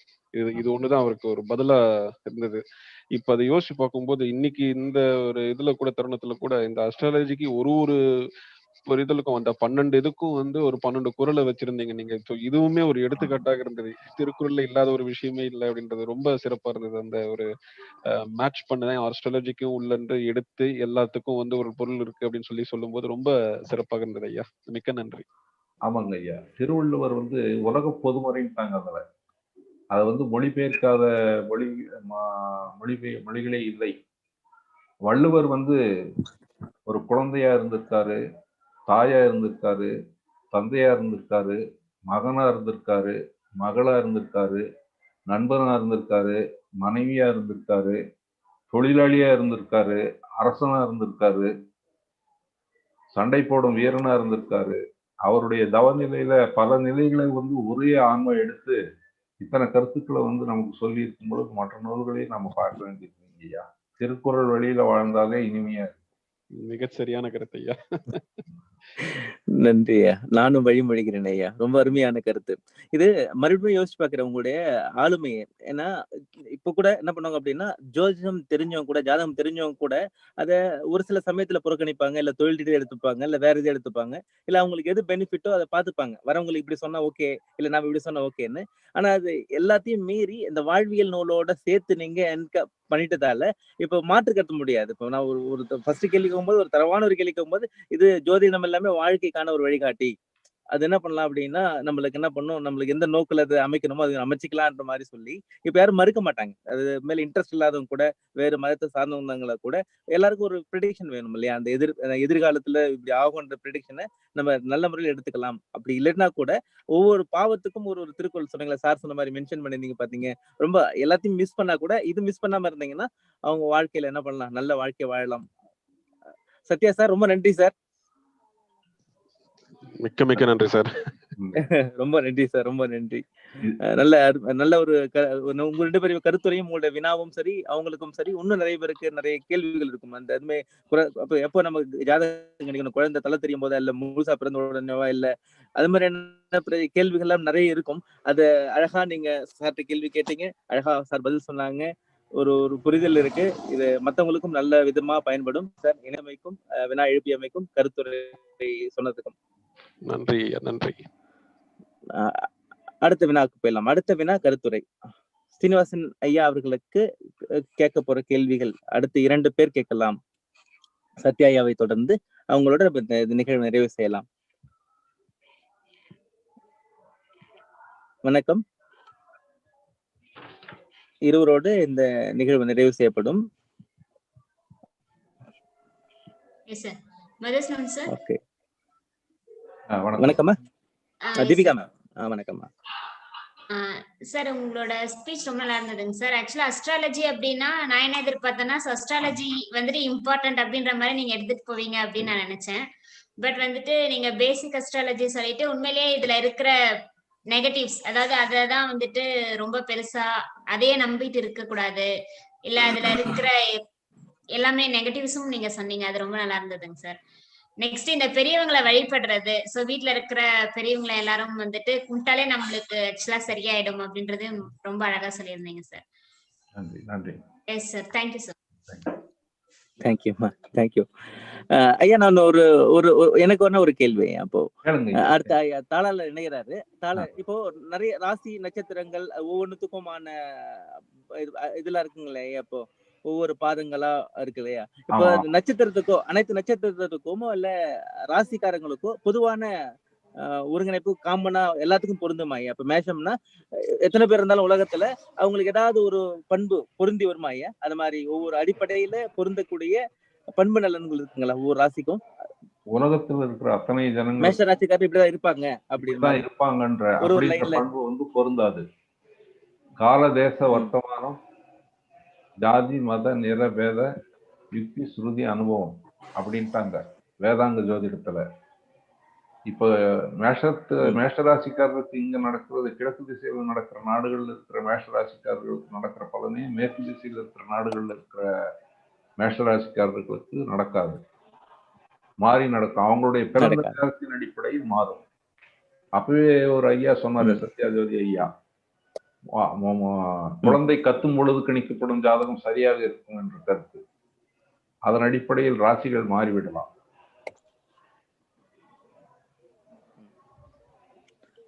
நன்றி நன்றி ஐயா. நன்றிங்க. இப்ப பள்ளியின் தாளாளர் இணைஞ்சிருக்காருங்க. நன்றி நன்றி ஐயா. ஐயா வணக்கம். வணக்கம். இறுதி பள்ளியின் தாளாளர். வணக்கம் ஐயா. வணக்கம் சார். வணக்கம் சார்.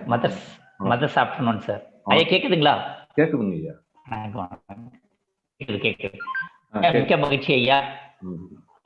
நீங்க சொன்ன மாதிரி திருக்குறள்ல இல்லாததே கிடையாது. ஸோ எல்லா திருக்குறளையும் சொல்லி மிகவும் சிறப்பா சொல்லியிருக்கீங்க. மிக்க மகிழ்ச்சி. அதே மாதிரி தமிழ்நாட்டில் இருக்கிறவங்களுக்கு செவ்வாய் தோஷம் கிடையாது. தமிழ்நாட்டில் இருக்கிற எல்லாருக்கும் ஒரு இன்பமான ஒரு செய்தியை சொல்லியிருக்கீங்க.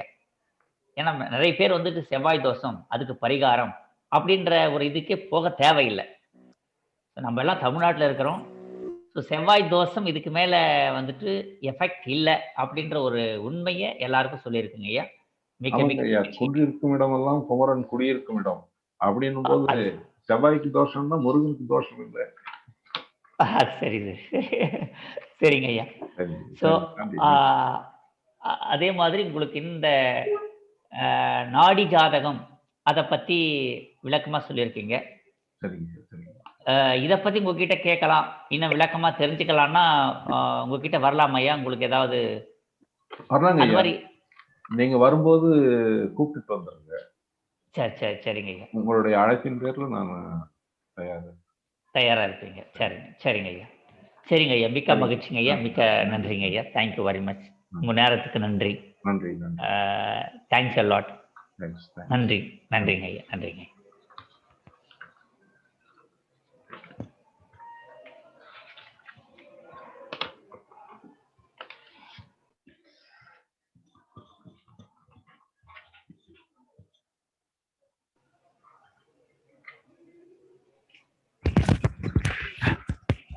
Hello sir. Hello sir. வணக்கம் ஐயா. இப்ப நம்ம நிறைவு பகுதிக்கு வந்திருக்கோம் ஐயா. சரிங்க. எனக்கு நான் ஒரு குறிப்பு காலையில படிச்சேன். அந்த குறிப்புக்கான ஒரு தகவல், அந்த குறிப்புனா அந்த ஜாதகம் உண்மையா பொய்யா அப்படின்றது எல்லாமே ஒரு சின்ன ஒரு குட்டி கதை, நிறைய கதை அது இருக்கு. அதுல ஒரு குட்டி கதை சொல்றாங்க. அந்த கதை சொல்லுங்க ஐயா.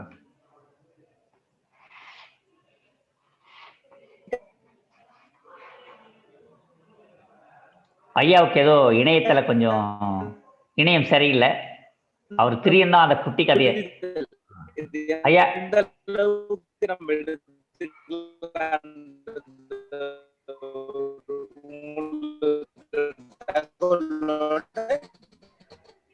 ஐயா குட்டி கதையை இன்னொரு வாட்டி சொல்லணும்.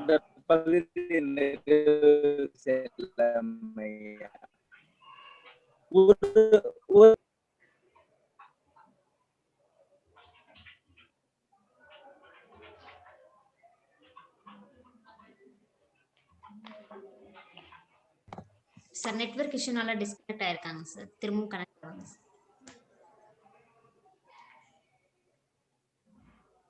Network problem.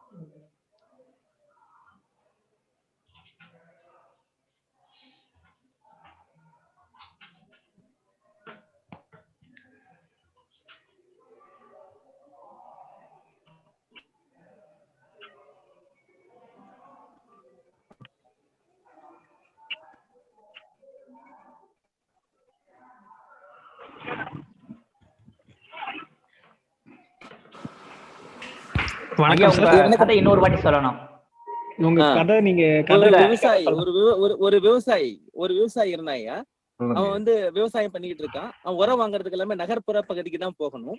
நகர்ப்புற பகுதி போகும்போது எப்பயுமே அவங்க கிட்ட ஒரு பழக்கம் இருக்கு அப்படின்னா, நம்ம எதிர்காலத்தை பத்தியோ எதையோ தெரிஞ்சுக்கணும்ன்றதுக்காக எப்பயுமே ஜாதகம் கையில வச்சிருப்பான். யாராவது நம்ம பார்த்தா கேட்கலாம் அப்படின்ற மாதிரி. போற வழியில ஒரு ஜோசியர் ரொம்ப பழக்கமாகறாரு. பழக்கமாகும் போது அவர்கிட்ட ஒரு நாள் போறான். எப்பயுமே சரியா வரீங்க.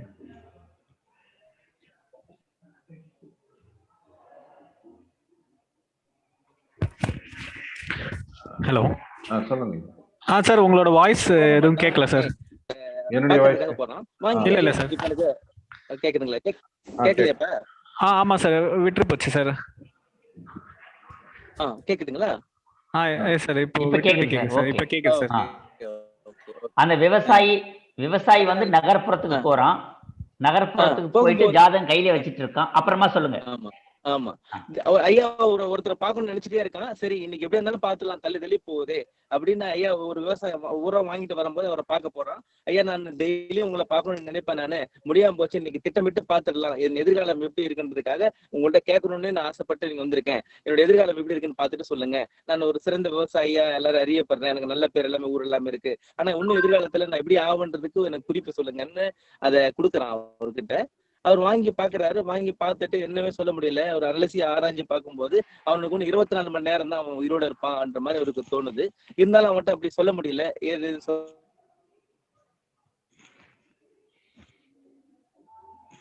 முடியல. அவர் என்ன சொல்றாரு அப்படின்னா, நீ இப்போ நாளைக்கு சார், ஆனா அவருக்குள்ள ஒரு குழப்பம், இப்படி சொல்லிட்டமே இப்படி இருக்கே, அவன் எப்படி இருப்பானோன்ற மாதிரி குழப்பத்தோட அவர் விட்டாரு. அவன் வீட்டுக்கு போறான்.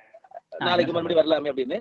வீட்டுக்கு போகும்போது நிறைய மழை இடியோட பெய்யுது. என்ன பண்றதுன்னு தெரியல அவனுக்கு. சரி ரொம்ப மழையா இருக்கே, ஒதுங்கலாமே அப்படின்னு சொல்லி அந்த பக்கமா தேடி போறான். ஒரு காட்டு பகுதி. அந்த காட்டு பகுதியில ஒரு பழைஞ்ச பில்டிங் இருக்கு. அந்த பில்டிங்குள்ள போகும்போது இருட்டா இருக்கிறதாலுமே மின்னல் என்னது அப்படின்னா அங்க ஒரு சிவலிங்கம் இருக்கிறத நான் பாக்குறான். இருந்தாலுமே சரி, ஏதோ கோயில் மண்டபம் போல இருக்கு, கோயில் போல இருக்கு, இவ்வளவு வருஷமா நம்ம வந்துட்டு இருக்கோமே, இந்த பக்கத்துல இவ்வளவு பெரிய ஒரு மண்டபம் இருக்கு, இந்த இடத்துல ஒரு கோயில் இருக்கு, உள்ள லிங்கம் இருக்குன்னு நம்மளுக்கு தெரியாம போச்சு. சரி, நாம மட்டுமே இது என்ன தெரிஞ்சிருந்ததுன்னா இதை கிளீன் பண்ணிருக்கலாமே, நம்ம ஊரோட சேர்த்து சுத்தம் பண்ணிருக்கலாமே, இந்த கோயிலை புனரமைச்சு நம்ம ஏதாவது பண்ணிருக்கலாமே அப்படின்னு உள்ள அவனுக்கு தாட் வருது. அந்த தாட் வரும்போது ஒரு பாம்பு புஸ் புஸ்ன்னு சத்தம் கேட்குது. பார்த்தோன்னே கீழே பாக்குறான், ஐயோ பாம்பு இருக்கே, நாகம் இருக்கே, நம்மள ஏதாவது தீண்டிட போகுது. சரி, நம்ம பரவாயில்ல, மழை தானே, மின்னல் தானே, வெளில போயிடலாமே அப்படின்னு சொல்லிட்டு போலான்ற மாதிரி பிளான் பண்ணிட்டு வெளில போறான். வெளில போகும்போது அந்த மண்டபம் இடிஞ்சு விழுந்துருது. அப்ப தப்பிச்சோம், பரவாயில்ல, கடவுள் நம்மளை காப்பாத்தினாருன்னு போயிடுறோம் வீட்டுக்கு. மறுபடியும் அந்த ஜோசியரை தேடி போறான். இது போயிட்டு இன்னைக்கு வர சொன்னீங்களே, எனக்கு எப்படி இருக்கு அப்படின்ற மாதிரி கேட்கறான். அவர் பயந்து போயிட்டாரு, என்ன 24 நாள்ல இறந்துருக்கணுமே அப்படின்னு மறுபடியும் அனலைஸ் பண்ணி பாக்குறாரு ஜாதகத்தை. அனலைஸ் பண்ணி பார்க்கும்போது என்ன பரிகாரம் இவனுக்கு இருக்கும் அப்படின்னா, இவனுக்கு செக் பண்ணி பார்க்கும்போது ஒண்ணு பாம்பு கடிச்சு செத்து இருக்கணும், இல்ல மண்டபம் இடிஞ்சு விழுந்து செத்து போயிருக்கணும். அவன் எப்படி உயிர் பயிற்சி வந்திருக்கானே, 20 மணி நேரத்துல நடந்திருக்கணுமே அப்படின்னு பரிகாரம் தேடி பண்ணும்போது இவன் ஒரு சிவன் கோயில புனரமைச்சியோ இல்ல கட்டியோ கும்பிடணும் அப்படின்ற ஒரு சூழல் இருந்ததாலதான் இவன் இது மாதிரி பழிச்சிருக்கான்ற மாதிரி ஒரு கதை. நிறைய கதை துணை கதைகால இருந்தா கூட ஒரு விதியை மதியால் எப்படி வெல்லலாம், இல்லாட்டினா அந்த பரிகாரங்கள்லாம் நீங்க சொன்ன மாதிரி இப்படி எல்லாம் இருக்கலாம்ன்ற மாதிரி இந்த கதையுடைய கருத்து இது. எதுக்கு அந்த கேள்வி கேட்கிறாங்கன்னா, நிறைய கோரால தேடும் போது ஜாதகம் உண்மையா பொய்யானும் போது எப்படி உண்மையும் பொய்யும் இல்லாம எப்படி நம்மள அடுத்த நிலைமைக்கு இது கொண்டு போகும், சில பரிகாரங்கள் நமக்கு தெரியாமலே நம்ம பண்ணிடுவோம் இன்செப்ஷனால அப்படின்ற மாதிரி ஒரு கதை இருந்தது ஐயா. இந்த கதையுடைய கருத்து, உங்களுடைய கருத்து, நீங்க எப்படி இந்த கதையை பாக்குறீங்கன்றத விட நம்ம இந்த கதையை இந்த வளையரங்க நிறைவு செய்யலாம் ஐயா. அருமையான கதையை சொன்னீங்க. இந்த கதையில இருக்கிற கருத்து என்னன்னு கேட்டீங்கன்னா, அந்த உள்ளத்தினுடைய உயர்வு, அந்த உள்ளம் உயர்வா நினைக்குது. இறைவனுக்கு கோயில் கட்டி பார்க்கணும் அப்படின்னு நினைக்கும் போது அவருக்கு ஆயுள் அதிகமாயிடுது. அவர் அந்த நிலையிலிருந்து, பாம்பினுடைய நிலையிலிருந்தும் மண்டபம் இடிஞ்சு விடுற நிலையிலிருந்தும் மாறுபட்டு போயிடுவார். இத வள்ளுவர் அழகா சொல்றார், வெள்ளத்தனையது மலர் நீட்டம், மாந்தர்தனம் உள்ளத்தனையது உயர்வு அப்படின்னு அழகா வள்ளுவர் சொல்லியிருக்கிறாரு. உயர்வு நம்ம உள்ளத்துலதான் இருக்குது, வெளியில ஜாதகத்துல இல்லை. நன்றி ஐயா, நன்றி. ஒரு அருமையான வளையரங்குக்காக உங்களுக்கு மிகப்பெரிய நன்றி. ஏன்னா ரொம்ப மிகப்பெரிய ஆளுமை இந்த ஜாதகத்துல. நீங்க உளவியல் ரீதியா இதை எப்படி ஹேண்டில் பண்ணி நீங்க ஜாதகத்துல மனித வாழ்வை மட்டும் பாக்குறீங்க. இந்த ஜாதகன்றத மத்தவங்களுக்கு, ஒரு பொண்ணுக்கோ ஒரு பையனுக்கோ முட்டுக்கட்டையா இருந்து அவங்க வாழ்க்கை கிடைக்காம போயிடுன்றத கூடாது. இது அழகா நேர்மறையா அவங்களுக்கு உளவியல் ரீதியா சூப்பரா சொல்லிட்டு வர்றீங்க. உங்களை ஒரு பாசிட்டிவ் வைப்ஸ் உள்ள ஒரு மனிதரை, ஒரு ஆளுமையை இந்த மதஸ்மிருதி பள்ளி பெற்றதுக்கு மிகப்பெரிய சந்தோஷம். இப்ப கூட நீங்க சொன்னதெல்லாம் என்னது அப்படின்னா, இந்த வாழ்வியல் உளவியல் எப்படி நம்ம கொண்டு போகலாம். நீங்க ஒவ்வொருத்தருக்கும் வருத்தப்படுறீங்க, இந்த பையனுக்கு இவ்வளோ வயசாகியுமே முதிர் கன்னி மாறி இந்த பசங்களா இருக்கிறானுங்களே, ஏன் இருக்கிறாங்க? அப்போ நேரடியா உண்மைத்தன்மை இல்லாம அவங்களுக்கு ஏதோ ஒரு விஷயம் சொல்லி சொல்லி அவங்க வாழ்க்கையே முட்டுக்கட்ட போடுறாங்கல்ல, அப்படி நடக்கக்கூடாது. அந்த ஜோதிடத்துல அடிப்படை உண்மைகள் சொன்னீங்க, அடிப்படை மூட நம்பிக்கைகள் சொன்னீங்க, அதை களையறதுக்கான வாழ்க்கையை சொன்னீங்க, உண்மையான பரிகாரம் என்னன்னு சொன்னீங்க. அந்த உண்மையான பரிகாரத்துக்கு நம்ம ஓடி தேவையில்லை. பணம் இருக்கிறவன் போறான், பணம் இல்லாதவன் எப்படி எல்லாம் பரிகாரம் பண்ணணும்ன்றத ரொம்ப அழகா சிறப்பா சொல்லியிருந்தீங்க. ரொம்ப நன்றி சார் உங்களுக்கு. உங்க வழியில எல்லாருமே இந்த அதிர்வலைகளை, இனிமேல நல்ல நல்ல அதிர்வலைகளை மட்டுமே நாங்க ஏற்படுத்தி நம்ம சுத்தி இருக்கிறவங்களை எல்லாருமே நல்ல நல்ல நோக்கில வழிகாட்டுறதுக்கு இந்த ஜோசியத்தை பயன்படுத்துவாங்க. இனிமேல் யாரு ஜாதகமோ ஜோசியம் பார்க்கணும் கூட அடிப்படை புரிதலும் அறிதலோட போவாங்க. கண்டிப்பா உங்க நேரத்துக்கு நன்றி சார். மறுபடியும் நான் உங்களை அறிமுகப்படுத்திய ஊத்தங்கரை எக்ஸ்பிரஸ் கோவிந்தராஜாவுக்கு நன்றி சொல்றேன் சார். உங்களுடைய நிறைவு கருத்து இருந்ததுன்னா அதோட நம்ம நிறைவு செய்யலாம் ஐயா. நன்றி நன்றி. இதுதான் என்னுடைய வலையரங்கு பதிவிலே கலந்து சிறப்பித்தமைக்கு எனது உளமார்ந்த நன்றியை தெரிவித்துக் கொள்கிறேன். வாய்ப்பு நல்கிய முனைவர் திரு திருமலைவாசன் அவர்களுக்கும் அடியேன் சீனிவாசனின் அன்பான வணக்கம். நன்றி நன்றி நன்றி ஐயா. இந்த மாதிரி இந்த வலையரங்கு தொடர்ந்து நடைபெறுகிறது ஐயா. இன்னைக்கு 112வது வலையரங்கு, நாளைக்கு 113வது வலையரங்கு. நாளைக்கு பேச போறவங்க யாரு அப்படின்னா, பத்ரி நாராயணன் அவர்கள், மென்திறன் பொறியாளர், டிஎக்சி டெக்னாலஜி சென்னையில இருந்து. இப்போ எல்லாமே ஒர்க் ஃப்ரம் ஹோம் தான் போயிட்டு இருக்கு ஐயா. இப்போ மேக்ஸிமம் இனிமேல் என்னது அப்படின்னா, கொரோனா போனா கூட அது ஒரு மாடியூலாக மாறிடும். படிப்பு என்னது அப்படின்னா, ஸ்கூலுக்கும் போகணும், வீட்டுல இருந்து படிக்கணும், வேலைக்கும் போய் செய்யணும், வீட்டுல இருந்து செய்யணுன்ற மாடியில் வந்துடும். இந்த அருமையான சூழல்ல இது மாதிரியும் இதுக்கப்புறம் பெரிய பேண்டமிக் வரும், இன்னும் நிறைய சட்ட சிக்கல் வரும், எதிர்பாராது நிறைய நடைபெறும். அப்படி இருந்தா கூட வேலை இயங்கணும்ன்றதுக்காக ஒர்க் ஃப்ரம் ஹோம் இப்போ எல்லாமே இயல்பாயிடுச்சு. அந்த ஒர்க் ஃப்ரம் ஹோமை எப்படி எஃபெக்டிவா பண்றது, வீட்டிலிருந்து வேலை ஒரு நல்ல தொலைதூர தொழிலாக இருப்பது என்பதை பற்றி பேசுறதுக்கு பத்ரி நாராயணன் அவர்கள் நாளைக்கு நம்மளுக்கு பேசிட்டு இருக்கிறாங்க ஐயா. இது ஒரு முக்கியமான தலைப்பு. எதிர்காலத்தில் 2 மாடியில் ஹைபிரிட் மாடியில் போகும். எங்க இருந்தாலும் எந்த டைம்லயும் வேலை செய்யணும், அது ப்ரொடக்டிவா மாத்தணுன்ற நோக்கில நம்ம எதிர்காலம் இயங்கிட்டு இருக்கு. அந்த வகையில நமக்கு ஒரு நல்ல தொழிலாளியாக, தொலைதூர தொழிலாக இருப்பது எப்படின்றது பேச இருக்கிறாங்க. அதுக்கப்புறம் இப்போ சுற்றுச்சூழல்னு பேசும்போது இப்ப மிகப்பெரிய அரக்கனா இருக்கிறது பிளாஸ்டிக் தான், நெகிழி என்கின்ற பிளாஸ்டிக் தான்.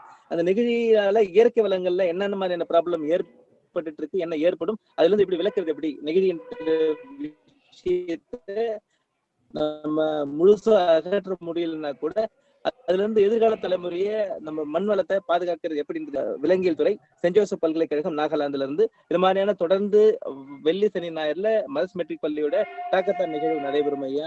இது தொடர்ந்து நடைபெறும். உங்களை மாதிரியான மிக சிறந்த ஆளுமைகள், உரையாளர்கள் ஒரு புதிய நோக்கில மக்களுக்கும் ஆசிரியர்களுக்கும் குழந்தைகளுக்கும் ஒரு நல்ல கருத்துக்களை சொல்லிட்டு இருக்காங்க. இன்று இந்த புதிய விதமான தலைப்பு, இந்த வலையரங்கில் இந்த தலைப்பு, இது மாதிரியான தலைப்பு இது வரைக்கும் தொடவே இல்லை. ஏன்னா எப்படி எடுத்துப்பாங்களோன்ற மாதிரி, எப்படி எடுத்துப்பாங்களோன்னு நினைக்கிறத விட இன்னைக்கு கூட்டம் எங்க குவியுது, எங்க எல்லாமே விரயம் செய்யறாங்க, ஏதோ எல்லாரும் நம்மள விரயம் பண்றாங்க சொல்லுவாங்க, பண விரயத்தை எங்க போறாங்க, அதனால அவங்களுக்கு நல்லது நடக்குதா இல்லையா என்ற கேள்வியெல்லாம் தாண்டி அவங்களை காப்பாற்றணும், அவங்களை அடிப்படை புரிதல் ஏற்படுத்தணும். இதுக்குள்ள விஞ்ஞானமும் மூட நம்பிக்கைகளையும் சரி, வாழ்வியல் கருத்துக்களையும் சரி கொண்டு போகணுன்றதுக்காக அந்த வலையரங்கு அது ரொம்ப சிறப்பா ஒரு நூல் குறிப்போட, அதுமே நீங்க ஆஸ்ட்ராலஜி படிக்கும்போது சில நூல்கள் எல்லாம் சொன்ன விதங்கள் அது ரொம்ப உங்களுடைய ஆளுமை தன்மையை நீங்க எவ்வளவு தூரம் இதுல உள்வாங்கி எவ்வளவு தூரம் இதை செயல்பட்டு இருக்கீங்கிறது தெரியப்படுத்துது. அது திருக்குறளோட எல்லாத்தையும் கலந்து நீங்க சொன்னது மிக அருமை ஐயா. உங்களுடைய நேரத்திற்காக மிகப்பெரிய நன்றி. உங்கள் வாழ்க்கையில இன்னும் நீங்க மேலும் வாழ்ந்து இது மாதிரியான இளைஞர்களுக்கும் சரி, ஊர் மக்களுக்கும் சரி, உலகத்தில் இருக்க தேவைப்படுற எல்லாருக்குமே உங்களுடைய சேவை தொடர வேண்டும். வாழ்த்துக்கள் ஐயா. மதர்ஸ் மெட்ரிக் பள்ளி சார்பாக உங்களை வாழ்த்தி வணங்கி இந்த வலையரங்கை இனிதே நிறைவு செய்கிறேன். மறுபடியும் நாளை காலை பத்ரி நாராயண ஐயா அவர்களோடு work from home, how to be a good worker அப்படின்ற மாதிரி தொலைதூரத்திலிருந்து நல்ல தொழிலாக இருப்பது என்ற தலைப்பில் நாளைக்கு காலையில 11 மணிக்கு சந்திக்கலாம். நன்றி, அனைவருக்கும் நன்றி. இதுகாரும் பேசி தந்த அனைத்து உரையாளர்களுக்கும், பள்ளியின் தாளாளர்கள் உள்ளிட்ட அனைத்து உறுப்பினர்களுக்கும், ஒருங்கிணைப்பாளர்களுக்கும், ஆசிரியர்களுக்கும், இது வரைக்குமே 112 வலையரங்கா பார்த்துட்டு இருக்க பார்வையாளருக்கும் நன்றியை கூறி இந்த வலையரங்கை இனிதே நிறைவு செய்கிறேன். நன்றி, வணக்கம். நன்றி, வணக்கம். நன்றி, நன்றி, நன்றி.